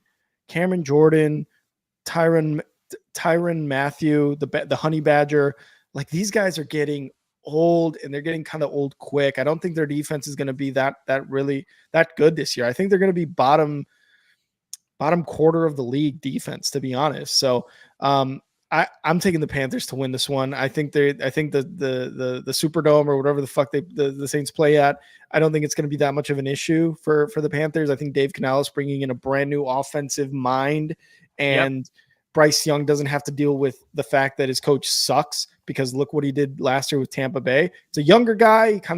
He's bringing in new, fresh ideas. He's bringing in these other players. I think it's going to be a much better environment for Bryce Young. So I'm taking the Panthers to win. I'm going to go, I don't want to go too high, but I think I'm going to go 24-20. I think I'm going to go 24-20. Yeah, and Deontay Johnson, Xavier Legette, they did bring in those weapons. So isn't it weird that they're making renovations in the Superdome, $160 million? Isn't it crazy that one NFL contract is the amount of money that they can do a whole stadium renovation? That's insane. Like, when you think about it. Yeah, like a quarterback's contract, which we will see something in the range of 540 within the next 3-4 years for a quarterback. That's just that just like puts it in perspective, like how much money that is. But yeah, they can buy a new stadium, but they really need to buy a new team, and I think it's going to be a down year for them. But yeah, that game went a lot longer than we thought it would, right? Look, this isn't a game I'm going to have on. If Red Zone pans to it, cool. But I'm not going to be watching this game. Now, one game that I'm absolutely obsessed with, that I'm so pumped about, is my New York Giants taking on the Minnesota Vikings. This game is in New York. You got Daniel Jones coming out and proving that he's the guy. They got the best defensive line in the NFL, perhaps, or KK, Brian Burns, Thibodeau. Yeah. Of course, you lose Saquon Barkley, but you bring in Devin Singletary. You draft Malik Neighbors. You still have, what's his name? Jalen Hyatt. Have these weapons. The question is, can Daniel Jones get them the ball? Now, the Vikings, Sam Darnold's the Vikings quarterback. The controversy went out when McCarthy went out for the season with a knee injury. Darnold is going to return to MetLife, where he used to play, but the Giants defense is not going to be kind to him. I do think that Darnold could win comeback player of the year.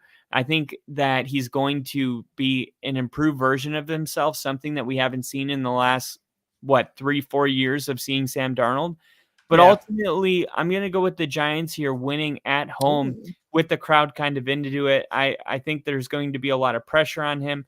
But with the improved front for the Giants, I think they're going to be getting into the backfield. I think Sam Darnold is going to be better, but I don't think it's going to happen on Sunday. And I'm taking the Giants to win at home. Bill absolutely loves that pick, Kyle. He absolutely loves that pick. Bill's like, hear me out. It's the 100th year, and this is the only game they wear the New Century Red 100th uniforms. Giants are going to go all in for this one game in particular, 24-17 Giants. Bill's already got a score. The Giants are winning by 7 against the Vikings. Unfortunately, Bill, I'm sorry, but I got to go with the Vikings here. I do have to go with the Vikings. Sam Darnold, the quarterback, has been a starter.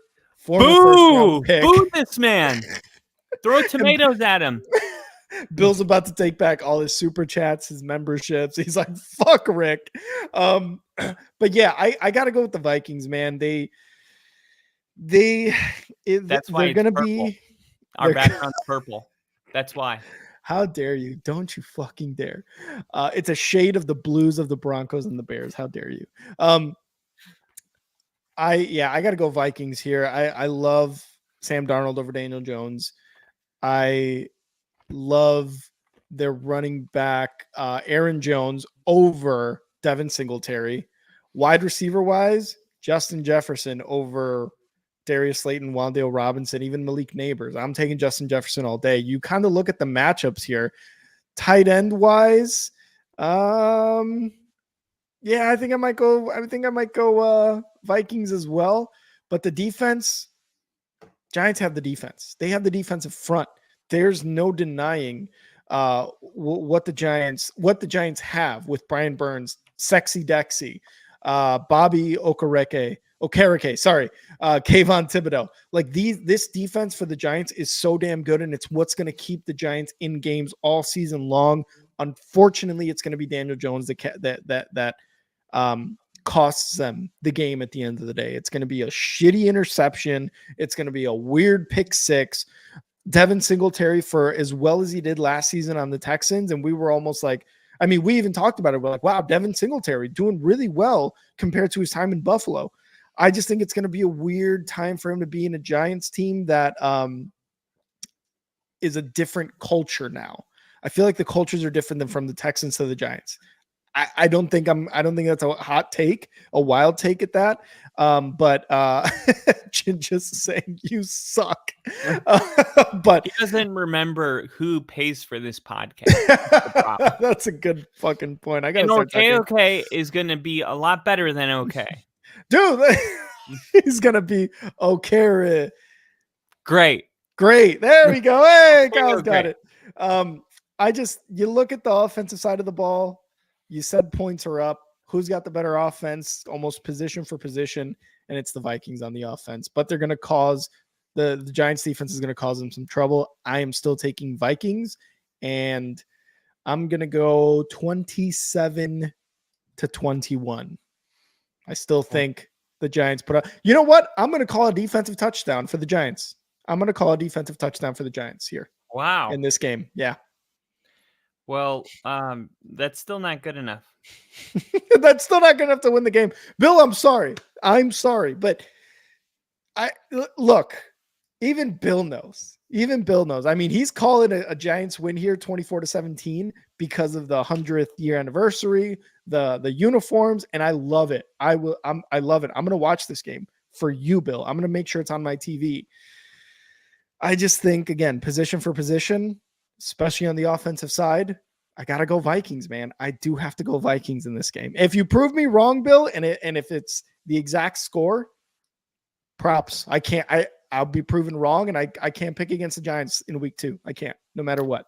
So you think the Vikings are going to come out and immediately, like, it's going to work, like, right away? Yes, only because it's the coaching staff is the same. Kevin O'Connell, same guy as he was the last couple of years. Sam Darnold coming from the Kyle Shanahan team. Aaron Jones coming from a pretty damn good Packers team last year. And the Vikings have been in search for a running back ever since Dalvin Cook fell off the face of the planet. I'm not saying it's going to be this well-tuned machine 49ers type team. I'm just going to say it's going to work week 1. Nope. Kyle literally heard me out and was like, top 5, no debating. Top. I love it though. This is what week 1's about. I mean, it's impossible for us to agree on our picks when no one knows what anyone's going to be. But remember what Brian Daboll was. He remember what he was week 1 or year 1. This is very reminiscent of Nagy. I'm just saying, Matt Nagy and the Bears. This is exactly what happened to him. It just started looking bad. I'll say this: like the team that's at home. Normally their home opener, they have like an energy that's just, it's not like that it's a special energy. It's almost resembles a playoff atmosphere. So that is a big part. And then you add in the 100-year anniversary and all of that. I just think the energy is going to be a little too much, but I think the Vikings are going to, I think they'll be fine. But this is a tough one. Honestly, this is a really tough game to predict. It is. So we'll just have to wait and see. Next up. If I'm being honest, sorry, real quick to cut you off, Bill, this was almost my game of the week. this was almost my game of the week, and it was a random one. It really is kind of a random game of the week, but only because the Giants defense versus the Vikings offense, I think both of them are going to be very good in this game. That's kind of what I was looking at, but I had to go with Texans Colts just because of the quarterback situation. I had to. Well, next up, I'm super pumped about this game. Why? Because keep your friends close and your enemies closer. The Chargers are playing the Las Vegas Raiders, and Los Angeles, they're not going to lose in Harbaugh's coaching debut. So I'm just going to start off by saying that. Antonio Pierce is going to have the Raiders fired up. He won the locker room. He secured the job. But let's be real, he doesn't have the spark of newness on his side. There's the team is going with Gardner Minshew. I would rather go with Herbert. Herbert is returning from a foot injury that could linger on a little bit, but I just think that Harbaugh knows what he's doing and he's going to have this team prepared. I think the Chargers could potentially be playing for first in the division when they play the Chiefs week 5, I believe. I think it's going to work. I don't think it's going to take a long time to work. And I'm definitely taking them over a Raiders team that didn't do anything to write home about in the offseason. I think the Chargers win this game. And I think it's close. Why? Because it's an AFC West division rivalry. But ultimately, this is there's only, I think, 2 division games this whole entire week, or 3. There's 3. You got Titans, Colts, Chargers, Raiders, and then Texans, Colts. Yeah. Texans, Colts. I think those are all going to be tight games, including this one, but I'm taking the Saints. I'm taking the Chargers to win this game. I think Jim Harbaugh wins his first game as the head coach for the Chargers. And I think they do it with toughness. I think they run the football really. They just announced their fullback. The guy's 300 pounds. He's like 6'8". They draft Joe Alt. They have Rashawn Slater. Like, Jim Harbaugh is prepping to bully these teams. No, they don't have Malik Neighbors, who they could have drafted. He made a clear identity decision when he passed Malik Neighbors for Joe Alt. And I think he's going to impose his will on the Raiders. And I think it's going to be a fairly low-scoring game. But I think the Chargers will be able to move the ball. I think they'll run the ball effectively, even though Austin Eckler's gone.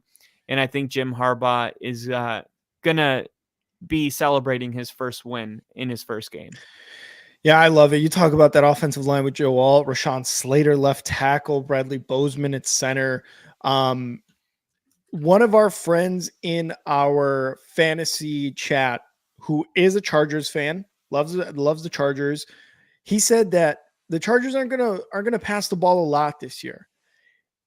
And I don't know. I the first time I saw that, I was like, I have to take his word for it, because he is a Chargers fan.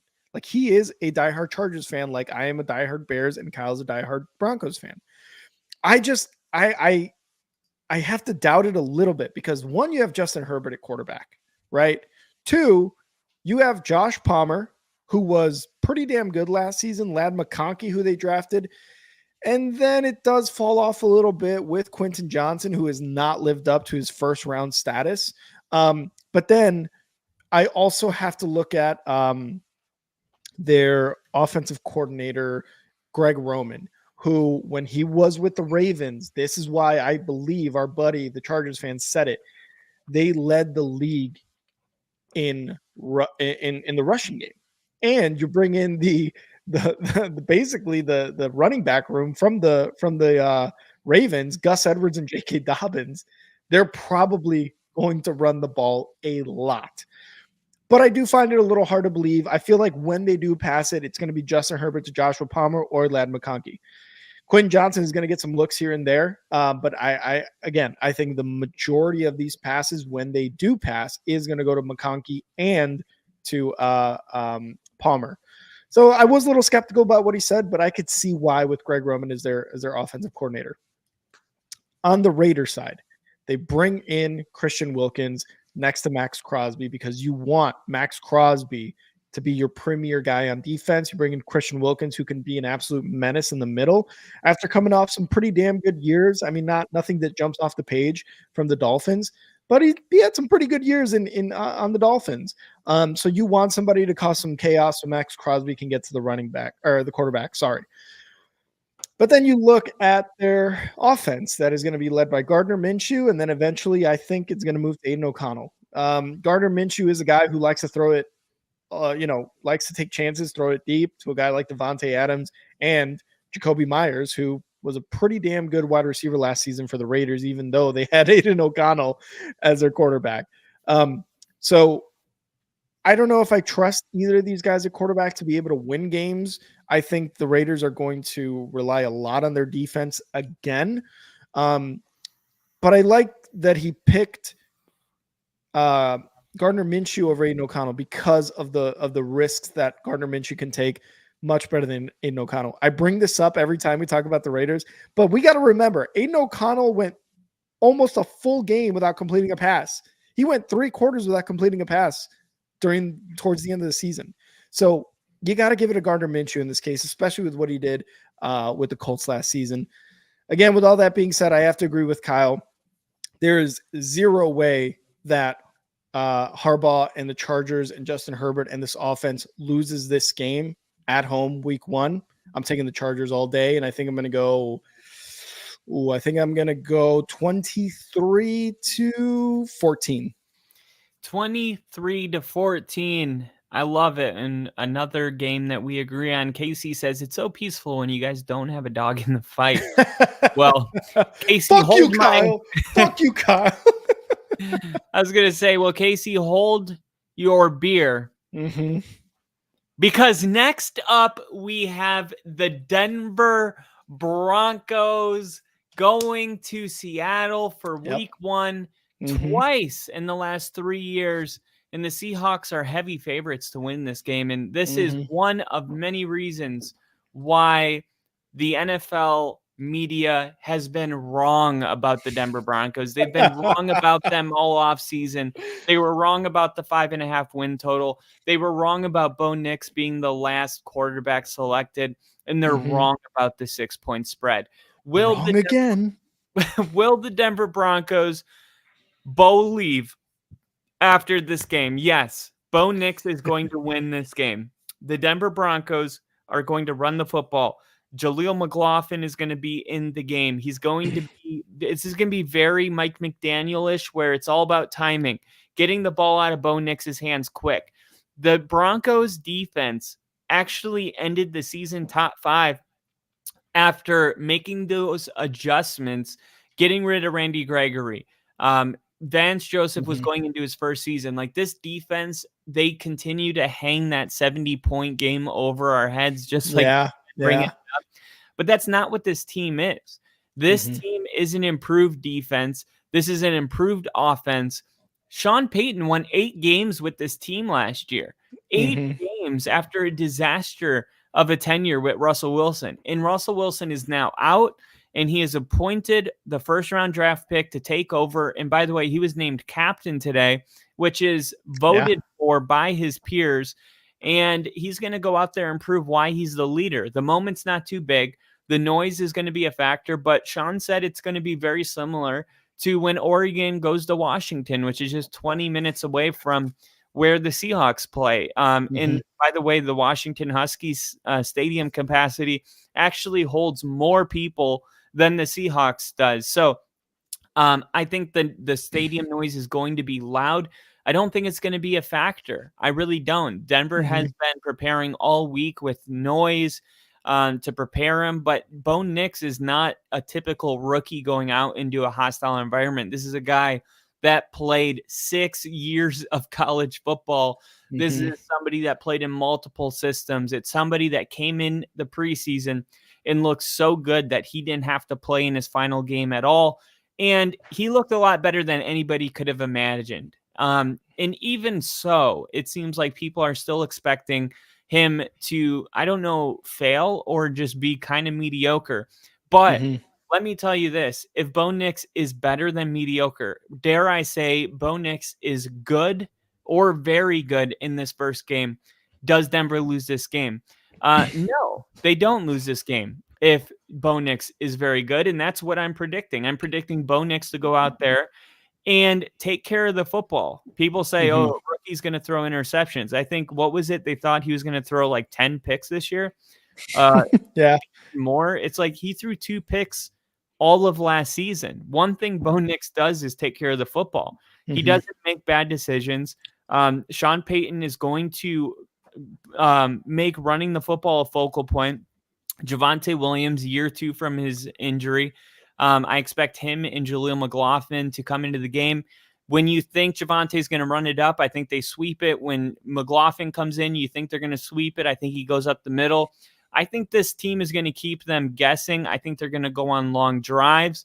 I think it's going to be a close-ish game, but I'm predicting a statement win. And a statement win when it's a 6-point spread would be Denver just winning, period. Whether it's by 1 point or more, it's a statement. But in this case, I think Denver wins this game 31-14. And I think the NFL media is going to have to basically eat their words on Monday morning. I am so excited for Monday morning national media because everyone's going to have to revisit everything that they have been spewing out of their mouths all offseason about Denver being the second worst team in the NFL. I'm sorry, they're not paying attention to what is going on. They're simply not. Jonah Ellis is going to be an immediate boost on the pass rushing side. You got Jonathan Cooper, you got Nick Benito. I think Patrick Surtain is going to be awesome. They brought in the safety from Miami last year, who was on PFF, the 7th best safety in the league. This team is ready to go, and it might not seem like it because there's a bunch of names that you don't know yet, but that doesn't mean they're not good. That just means you don't know their names yet. And I think by the end of the season, you're going to know a lot of names that you don't right now. And it's going to start with Denver getting a statement win in Seattle. I think a fast start is going to be a priority for this team after having a slow start last year, 1-5, I believe, by week 6. I don't see that happening this year. I think Denver goes out and Bo Nix wins this game and throws 2 touchdown passes. And I think they run for over 100 yards and play solid defense. Not Bo Nix, Kyle. Bo Six. Bo Six. Bo Six. Bo Six. Ginger said, picking with your heart. I like it. And let's be honest. That's what we're doing. You know, that's what we're always going to do as NFL fans. And I want to preface this prediction with, Kyle, you know I love you, right? You know I love you, right, Kyle? No way. You know I love you, right, Kyle? Tell me you know I love you. I know. Tell me you know I love you. Bo Six, Cortland Sutton, a healthier, improved Javonte Williams, obviously coming out of his injury last season. I love those guys. I love them on the offensive side. On the defensive side, Pat Surtain just got paid. We just talked about it, and he absolutely deserves it. He absolutely deserves every single fucking penny that he gets in his contract because he's that damn good. I just think it is going to be super tough for Bo Nix to go into Seattle, into that stadium, with how loud it is and how pretty damn good that defense on the Seattle side is to come out with a win. As a person who has clearly stated that I am also a Denver Broncos fan, they are my AFC team, I hope they go in and they win tomorrow. I really do. I just think it's going to be a very tough environment. We've talked about it. You've been to that stadium. And we have seen people lose at that stadium, even when they're heavily favored and they're clearly the better team. There's been plenty of examples of that. I hope the Broncos go into Seattle and beat the Seahawks. I really do, because I don't have any faith in Geno Smith, really. I think he's a decent quarterback. I think it's the best they can do. But I honestly, Sam Howell might come into starting this year at some point. And it's either going to be because Geno is underperforming or because he's going to possibly get injured. Just because that's what's been happening with Geno, right? Last season, especially, obviously. I just think it's a very, very tough environment for a rookie quarterback to come into. It was tough for even Russ to come back into Seattle. Obviously, it was with Nathaniel Hackett, so that game with a competent coach may have gone differently that first year with Russ in Denver, but we did see what happened. So I think it's going to be a very tough environment. And on the defensive side, I trust Seattle's defense way, way more than the Denver defense. I'm hoping that you're right, that by the end of this season, I'm eating my words. The entire NFL media is eating their words. And I hope I'm starting to remember a lot of names on the Broncos defense. But at this time, I have to go with Leonard Williams, with Devin Witherspoon, Trey Brown. I have to go Reek Woolen. I have to go with these guys on the Seattle side, on the defensive side, that they're going to give Bo Six some hell, some blow bricks, some hell in this game. And I am going to give the win to the Seahawks in this game in particular, week 1. That's it. Everything else, I'm going to hope for the Broncos, and I'm going to hope for the Broncos in this game. I just think it's a super tough environment. Sean Payton is obviously the better coach here, other than Mike McDonald, clearly. But I think it's going to be a very tough environment. I'm going to go with Seattle 21, and I'm going to go Denver 14. I think they beat them by a touchdown.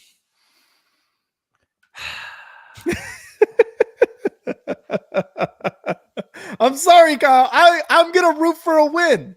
I'm going to root for a win just like I root for my Bears. All right. Well, I've been waiting for this moment because I have something to present. Oh, no. Kyle's been waiting for this just like I was last time. What is it? Look at that face. Ready? Yeah. Okay. Let's do it. Oh, my God. The highest on Bo Nix, everybody that I've seen. Oh, this is such a this is such a slob fest on Bo Six. Bo Six right here. Oh man, look at those passes. Those look good. Bo Six looks good, man. Bo Six looks good. I love it. I do love it. Kyle's just look at Kyle's smile. I love that smile. Look at that smile. That's it. That's a great smile. The best quarterback in the nation. Back on the Pacific Northwest. And this was the last thing. I've been waiting for this moment. Let's do it. Let's do it. Oh, is this the ESPN thing? You can't put the sound up? Oh my God, this is great. Oh my God, that's good. Full circle moment.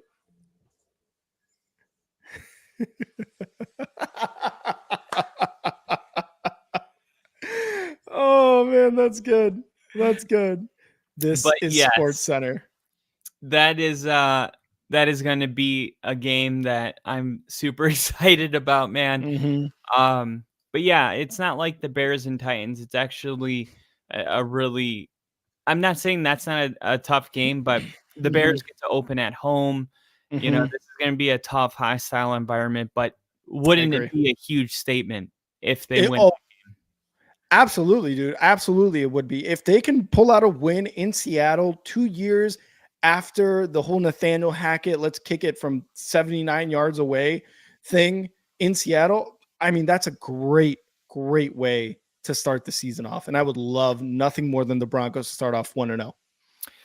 All right, so we got 4 games left. And this is going to be Tom Brady's first game as an announcer in the booth for Fox. This is the Cleveland Browns taking on the Dallas Cowboys. And Dallas's defense is they're going to slip a bit with a few personnel losses. Dan Quinn's not calling the plays as well.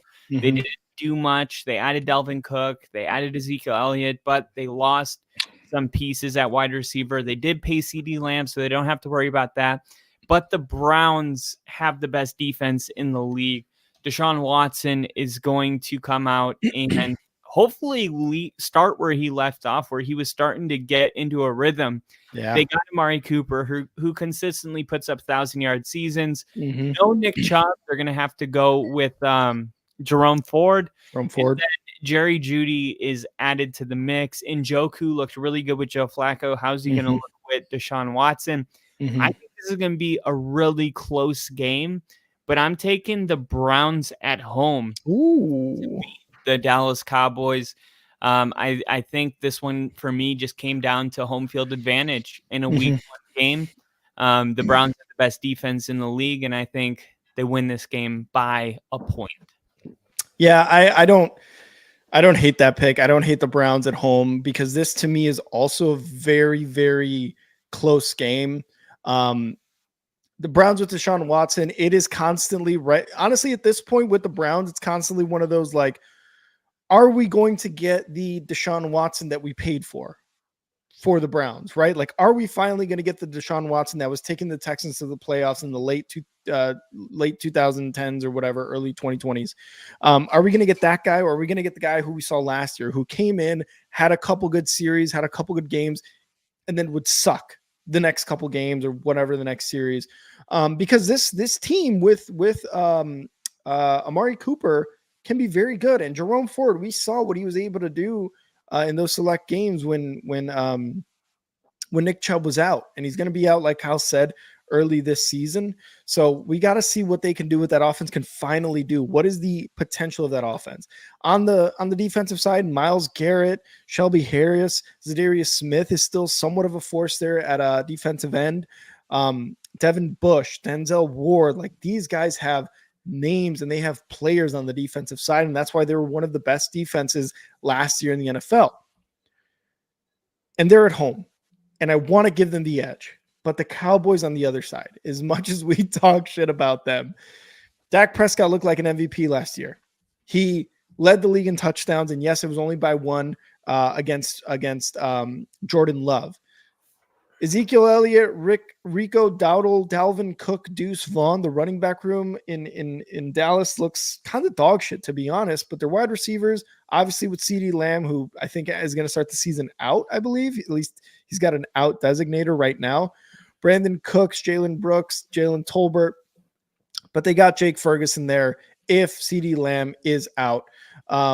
Is going to be tough, but I think Ferguson is going to make up for that loss. It's just, which Deshaun Watson are we going to get? Because I feel like I know which Dak Prescott we're going to get, and that's going to be the same Dak Prescott that we've gotten in the regular season for the last couple of years now. Pretty damn good, consistent quarterback who can sling the ball and get 450 yards in a game if he wants to. On the defensive side, yeah, the Cowboys have Micah Parsons. They've got DeMarcus Lawrence. They've got some players there, Trayvon Diggs. Oh my God, what's their other cornerback? He was doing really well. Denzel or the one that got all the pick sixes? The one that got all the pick sixes. Yeah. I forget his name at the moment. I like the Browns defense more than the Cowboys defense in this game. And I really do want to take the Browns at home, but I am going to take the Cowboys. I think they start off 1-0 in Cleveland, 1-0. What's that? Deron Bland. Thank you. Deron Bland. I really do think they start off 1-0. I think this offense, again, with Mike McCarthy calling the plays, the way they looked last year, it just looked overwhelming, to be honest. Like any team they played, it just looked overwhelming. So I think I'm going to go with, I know I'm going to go with the Dallas Cowboys because that's who I'm picking. I'm having them go 1-0 against the Browns in Cleveland. All right. Well, we'll see who's right about that one. I will be. Next up, we have the Washington Commanders taking on the Tampa Bay Buccaneers. Okay. Now, Washington's going to be a lot more competitive than they were last season. Jaden Daniels is leading a new offense, and Dan Quinn is an upgrade at the coaching position. Not sure why they got rid of Jahan Dotson, but they still have Terry McLaurin. They have the tight end. What's his name? That tight end, Logan Thomas. Yeah. I like Logan Thomas. I like that they brought in Eckler. I like Brian Robinson. I like this team, honestly. Like the Commanders, to me. Oh, wait, sorry. Real quick. They actually have Zach Ertz, no longer Logan Thomas. Oh, Zach Ertz. Yeah, that's even better, to be honest. Yeah. Yeah. To be honest, I think Washington's floor is about 7 wins this season. Okay. I think Jaden Daniels is going to be fearless in his debut. I think he's going to be passing it, running it. I think he's going to look really good. Everyone knows how I felt about Jaden Daniels all off season. Now it's time for him to go out there and prove me right. Go out there and look like the best quarterback in this class by playing a really good game over Tampa's defense and winning this game. And the Buccaneers, man, they ended the season so good. I mean, they played so well. Like, it's hard to go against them right now because of the fact that they were able to retain that whole squad in the way that things ended. I mean, that game in Detroit was so good, and the Buccaneers went toe-to-toe with them. For that reason, I have the Commanders playing a really good game, but I'm going to go with the Bucs actually in this game. It's a lot of new with the Commanders. I think that it's going to be a very promising loss, though. I don't think it's going to be a game where the Commanders are like, oh, we're in for a long season.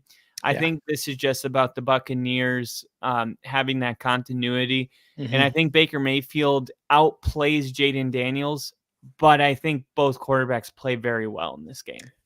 I do have to agree with almost everything you said. I really do, because I'm going with the Bucs as well in this game. And it's not that, like you said, it's not going to be a fucking blowout. It's not going to be that the Bucs were so much better than the Washington Commanders. It's both of these quarterbacks, Jaden Daniels and Baker Mayfield, they balled out, man. They both did what they were supposed to do at that position. Baker Mayfield was just a little bit better. He's got a little bit better weapons. I mean, Mike Evans, Chris Godwin, Kate Oton, whatever his name is. He's got the better offensive line as well, which was a huge issue, again, for the Commanders last season with Sam Howell quarterback, just sack after sack after sack.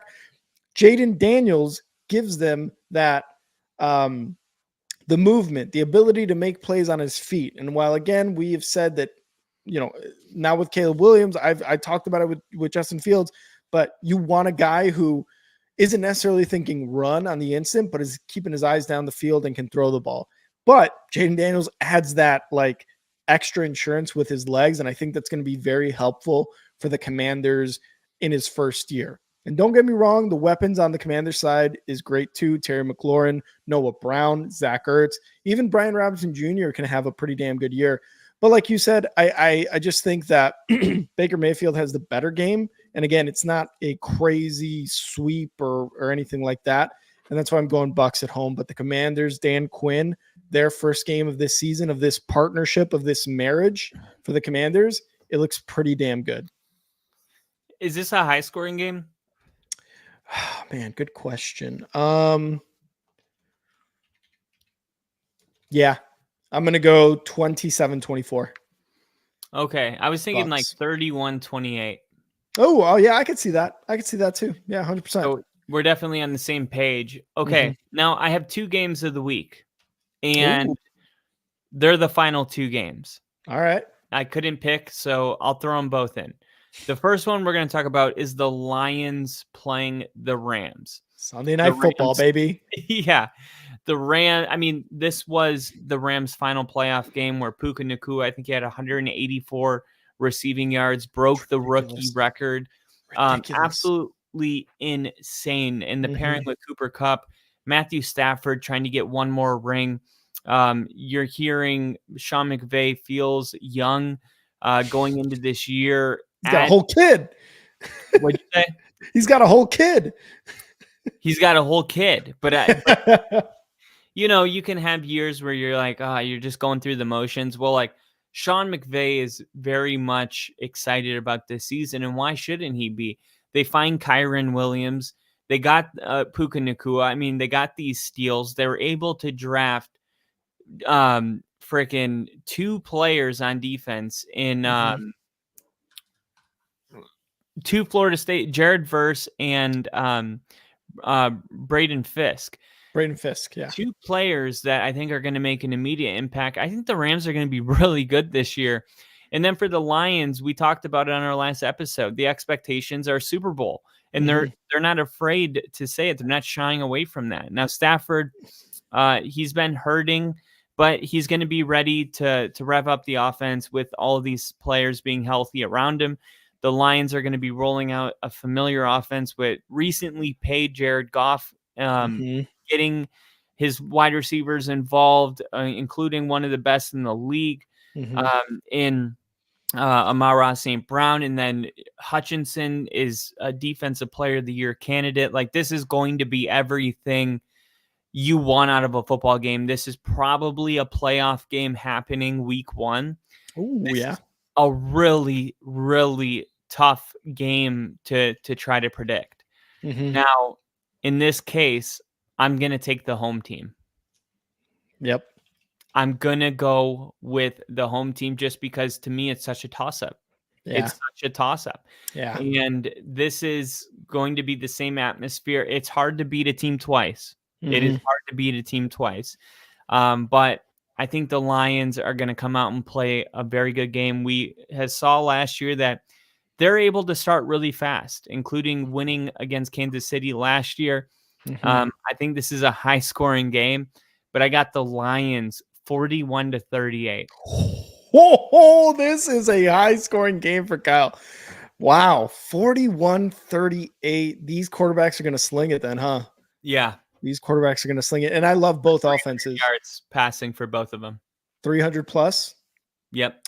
Yeah. I mean, this is an amazing game to start off Sunday Night Football. The Lions and the Rams, Stafford going back to Detroit where they lost last season in the postseason. Like, this is a great, great game. I got to go with the Lions too. I really do have to go with the Lions. It's a home game. They're coming off their first hosting of a playoff game in fucking 100 years or whatever the hell last season. Dan Campbell's a beast. They just paid Amon-Ra St. Brown. Jared Goff is going to try to continue his damn near excellence that he has had with the Lions. And then, like you said, the Rams, a lot of people have got the Rams coming into this year. Some of them got them beating the 49ers in the division. And I think you were one that had them over the 49ers in the division. Or am I wrong? Yeah. Yeah. So a lot of people have that. So they got a lot of hype coming into this year too. Obviously, Puka Nacua, a healthy Cooper Kupp, Kyron Williams and Puka Nacua both showed out. The defense, I don't know. They brought in Brandon Fisk and the other guy, I forget his name right now. You said it. What was his name? Jared Verse. They brought in both of those guys. So hopefully they're able to have a Will Anderson type effect their first year for that defense, because that was one of the bigger question marks, especially after Donald retired. But I got to go with the home team too. And I think this is going to be a high scoring game as well. I think I'm going to go 35-31 Lions. And I'm going to go with a 2-minute drill for Jared Goff against his old team who won a Super Bowl without him. 2-minute drill. Not Amon-Ra St. Brown. Montgomery gets the touchdown that iced the game. David Montgomery. Hey, if you haven't picked him up in your leagues, get him, because Jahmyr Gibbs is out. So make sure you get him. I was gonna say not Amon-Ra St. Brown, but to Sam Laporta. Game-winning touchdown, Sam Laporta. That's what game-winning touchdown goes to Sam Laporta. Game-winning touchdown, Sam Laporta. So my fantasy is I'm gonna have a good fantasy week. Yeah, all right. Because I have David Montgomery and Sam Laporta. Actually, you know what? Both of them are out. All right, Rick, do you believe in visualizing? I do. Okay, I want you to visualize this, okay? You wake up on Monday morning and you see a Twitter meme from the NFL, Okay.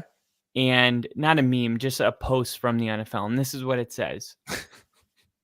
The best division in the NFL, the NFC West, is all 0-1. Wow. Because I have the Jets Wow. beating the 49ers as well. Wow. Now, this is like so crazy, right? Because the Rams, the Jets, or the Rams, the 49ers, the Seahawks, and the Cardinals, I Wow. all have losing. Wow. This is a very, very good division, but all of these teams lose, and it will be one of the graphics that come up. So remember this moment. The entire NFC West is 0-1 by the end of week 1. Aaron Rodgers is recovering from an Achilles, but they're going to be so good this year. I think so too. If you just look at their roster and you look at their defense, like they were number 1 in several defensive categories. This is the best defense Aaron Rodgers has ever played with. Yeah. This is Garrett Wilson. I mean, like Breece Hall is expected to be great. One of the better running backs he's ever had. This is a team that was able to win a lot of games with Zach Wilson, who was playing awful. Rodgers now comes and steps in, and they're like, we don't need him to be an MVP quarterback. We just need him to be slightly better than Zach Wilson was last year. And the Jets are a playoff team. Well, Aaron Rodgers is going to be much better than freaking Zach Wilson. The Jets, lean on Hall in the running game to kind of, I think, ease Rodgers into this one. Kyle Shanahan's going to prepare Purdy. So I think the 49ers are going to be playing really tough, but the 49ers have had a lot of stuff going on recently. The Jets haven't had the cameras on them. I think the Jets are going to play really, really good football in this game. And it's going to be like, okay, maybe the Jets shouldn't be third in a lot of people's predictions. Most people's predictions have gone Bills, Dolphins, Jets. I don't get it. I've never been so confused about something. Like I'm not a conspiracy person, but yeah, you are. No, well, conspiracies with Kyle. The thing is I just don't know what I'm missing. Like if you're not predicting Aaron Rodgers to get injured, then how are you not predicting this Jets team to be one of the best teams in the NFL? Like, look at their roster and ask yourself, how in the world does this team not win most of their football games? And I'm talking about 10. I'm talking about like 12, 13. This is going to be a really good team. Sure, this is a big test for the 49ers or for the Jets, but it's a big test for the 49ers. And I think the Jets, I know it's a far road trip, but Aaron Rodgers is going to come out here and he's going to put a show on national television, and everybody's going to have to just forget about this Achilles and 40-year-old stuff. It's going to go away. If he wins this game, no one on Monday is going to be like, I wonder if that Achilles is going to hold up. They're going to be like, the Jets are going to be good this year. And they are. And I'm here to predict it before it happens. The Jets get this win, and the NFL has to revisit their prediction. Yeah, man, this is a Jets team with Aaron Rodgers that last year probably wins the division, especially with what went down with Miami and the Bills like at week 18, right? This is probably something that the Jets could have done with Aaron Rodgers at quarterback because their defense is so fucking good. You have two teams coming in with really good weapons on offense and damn good defenses on both sides. Quinnen Williams, Sauce Gardner on the Jets. San Francisco has Javon Hargrave, Nick Bosa, Travarius Ward. Like these guys have players, man. Like they have players. Like this is another one of those matchups where I just saw it. Which one was it that we were talking about? Similar to like the Ravens and Chiefs, where it was just like this is a matchup that was like perfect to start this week off. Well, to end the week actually, because it's Monday Night Football. So I think it is an awesome, perfect matchup. And I love the 49ers. They were in the Super Bowl last year. Brock Purdy went from NFC Championship, starting his career off undefeated, getting hurt obviously in the NFC Championship and losing out on the Super Bowl, but then going to the Super Bowl last year and honestly going toe-to-toe with Patrick Mahomes in that Chiefs team against that really damn good Chiefs defense. But I love me some Jets with Aaron Rodgers. I love me some Aaron Rodgers to Breece Hall, to Garrett Wilson, to Mike Williams and Tyler Conklin to an extent, right?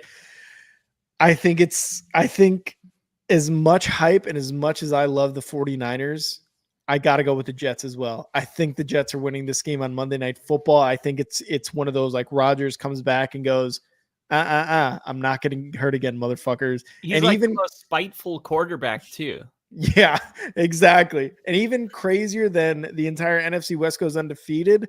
At the end of week 1, the Seahawks are going to be the leader in the division. Obviously, it's at the cost of a Broncos loss. But imagine that.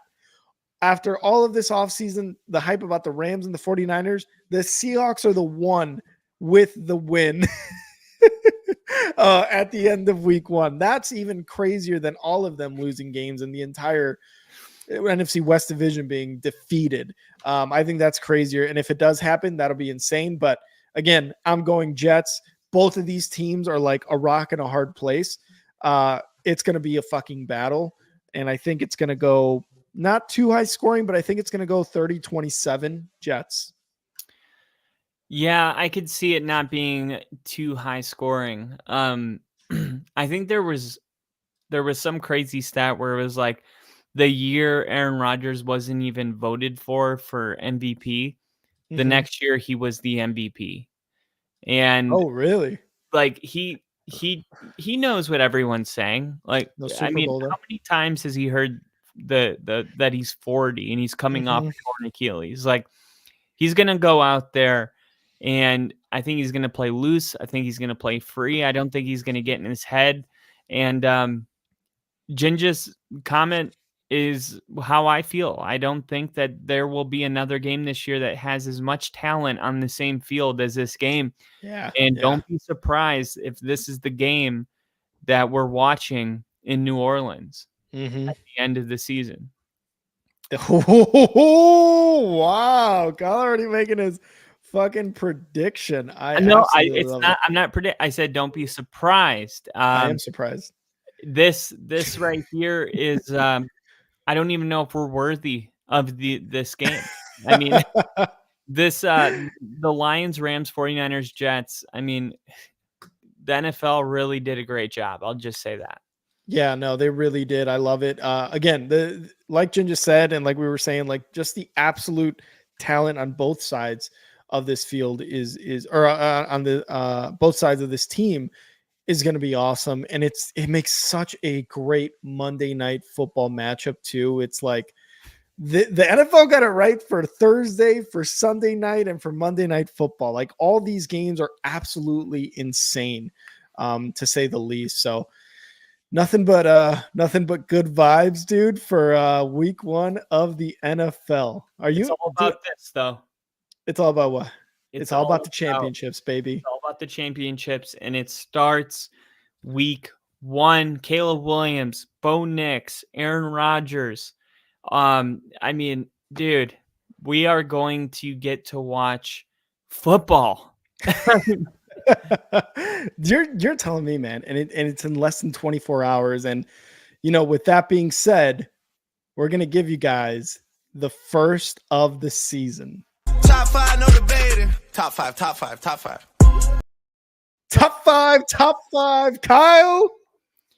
Top 5. It is the first top five of the season. We're going to go into week 1 with our top 5 teams. And I feel like there's not going to be too many surprises on the top 5, but this is all kind of going off of what happened last year, preseason hype, everything there. If you guys are new to the channel and new to the top 5, Kyle and I are going to go 1 for 1. And we're going to start off with number 5. Kyle, do you want me to go first, or would you like to go first? I'll let you go first. Okay. Starting at number 5 is a team that last year pretty much proved everybody wrong. From the get-go, everybody thought they were going to start off slow. They were in a rebuild. They were going to be maybe third in their division, not necessarily competing for a playoff spot, and absolutely dominated the Browns in the first playoff game. It's going to be the Texans. I've got the Texans at my number 5 spot. I don't want to put them too high because there's other teams that deserve it, that have been around a little bit longer, that have been in the playoffs. But the Texans bring so much hype. They add Stephon Diggs. They have the offensive and defensive rookie of the years on their team. D'Amico Ryans, whatever he did to turn that team around, it's working. Texans number 5. All right, at number 5, I have the Kansas City Chiefs. Dog shit. The Kansas City Chiefs were a team that struggled massively throughout the regular season last year. A team that didn't even have their own division secure in December, in Christmas.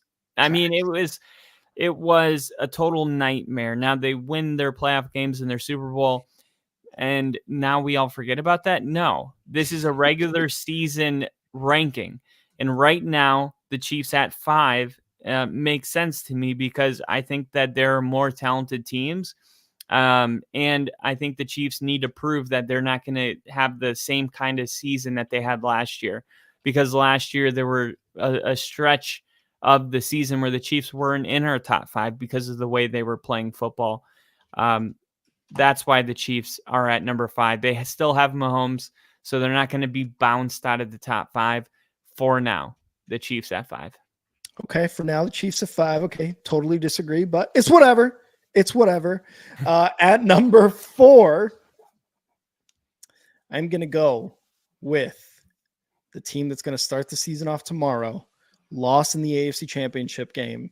I'm going to go with the Ravens. Lamar Jackson and the Ravens. They add Patrick Queen on the defense. They add King Henry on the offense.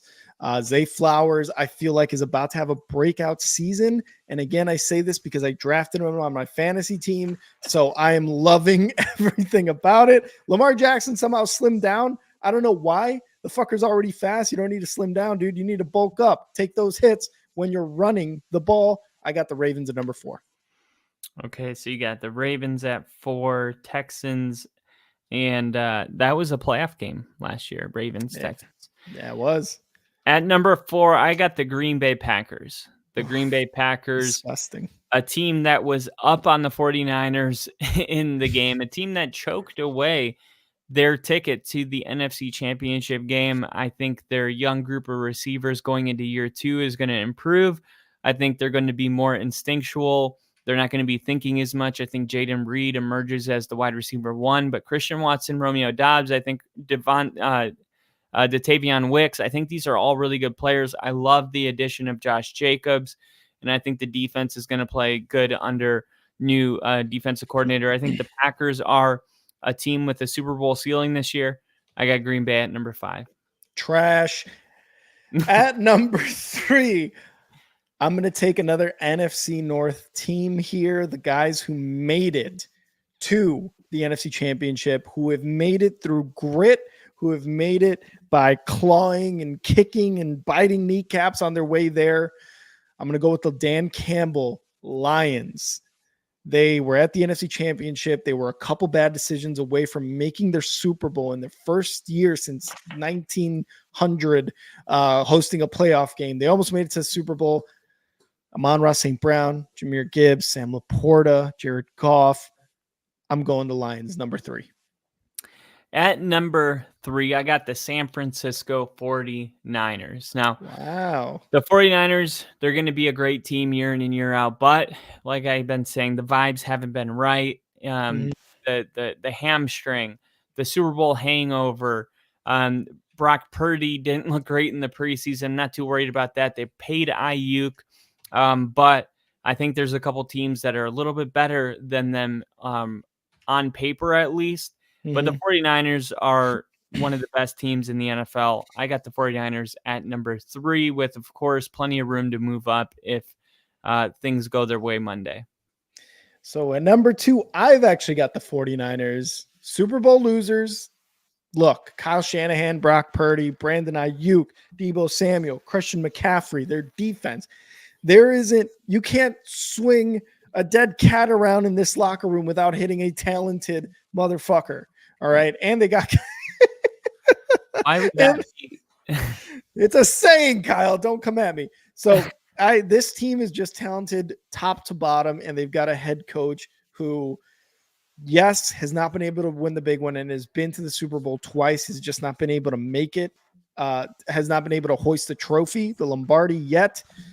But I think he is destined to eventually. I mean, it's tough to not go with the 49ers after the season they had and after the guys they've paid and after the talent that they have on their team. So for me, at number 2, 49ers. At number 2, I got the New York Jets, the team that I have beating the 49ers on Monday night. I think the NFL's in for a rude awakening. I think the Jets are the best team in the AFC right now, and I think they're going to go out there and prove that by making a statement win. Of course, Aaron Rodgers, we just talked about that entire team. They're in position for a Super Bowl, and Aaron Rodgers is the quarterback. That's not a liability. That is almost a guarantee. Mm-hmm. So until Aaron Rodgers shows me that he has massively regressed, I'm going to take the team that almost made the playoffs with Zach Wilson, adding Aaron Rodgers. That's a good one. That's a good one. That's a good one. All right. My number 1 team, top five, going into week 1, starting the season off tomorrow, back-to-back Super Bowl champions, hoping to be the first team in NFL history to win it 3 times in a row. I got the Kansas City Chiefs, man. It's hard to just defy how great they are as a football team. Andy Reid, Patrick Mahomes, Chris Jones on the defensive side, McDuffie is cornerback. Like, this team is so damn good. Travis Kelce. Everything about the Chiefs right now is what you want your team, what you aspire your NFL team to be. That's what you want. You want the consistency. You want the 3 Super Bowls in 5 years. You want the quarterback. You want the tight end. You want the defense that helped get you to the Super Bowl last year, and yet you still have Patrick Mahomes being able to win it. So my number 1 team on my top five is the Kansas City Chiefs. My number 1 team in the NFL is the Detroit Lions. Ooh. The Detroit Lions. Wow. The Super Bowl aspirations, it's not a secret. The Lions are playing for one thing and one thing only. They add cornerback depth. There wasn't many areas where they could improve, but they found them and they did. So I look at this Lions team. They're the best team in the NFL right now.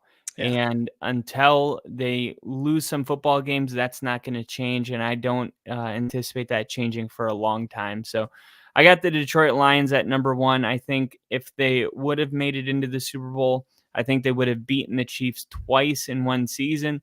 And I think that you're up 17 in an NFC Championship game.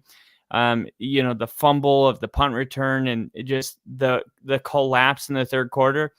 I can chalk all that up to inexperience, but this year they're not going to be able to say that. They get that valuable experience. This just seems like their year to win it all.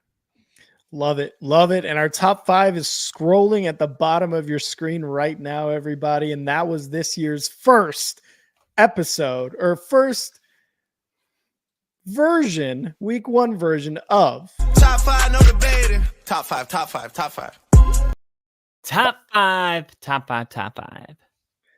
All right, Kyle. Is it time for the motherfucking the goddamn motherfucking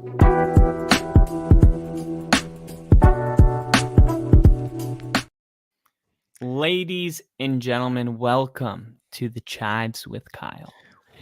Our first edition of Chives since, well, I guess, in beginning the new season. This has been a long episode. Today on my Chives, it's gonna be a quick one, but I'm gonna give you the NFL QB index that has been uploaded by the NFL Around the NFL writer Nick Shook, who ranked all 32 quarterbacks. I'm gonna give you the top 10 ranked right now. At number 10, Jalen Hurts at number 10. At Okay. number 9, Justin Herbert. At number 8, Jordan Love. At number 7, Aaron Rodgers. At number 6, Dak Prescott. Number 5, Joe Burrow. At number 4, CJ Stroud. Number 3, Josh Allen. Number 2, Lamar Jackson. And number 1, Patrick Mahomes. Now, this is something that the NFL is going to do every single week. So I'm going to be updating you as we go. But is there any of that you have an issue with? This is I have the an issue with index. one. This is the index of the season, like 2024. Like Just like week one. ranking quarterbacks 1 through 10 right now. Oh, man. Okay. If this is for the upcoming season, oh, man, I feel like CJ Stroud has to be in there. Is he 10? Yeah. No, he was number 4. Oh, number 4. Okay. Never mind. I didn't hear number 4. I didn't hear CJ Stroud. Man, I really don't. I don't think I have an issue. Maybe if there was a bit more shuffling, because honestly, even going into this year, yes, Jordan Love, after what he did last year, I still don't think he should be above Herbert.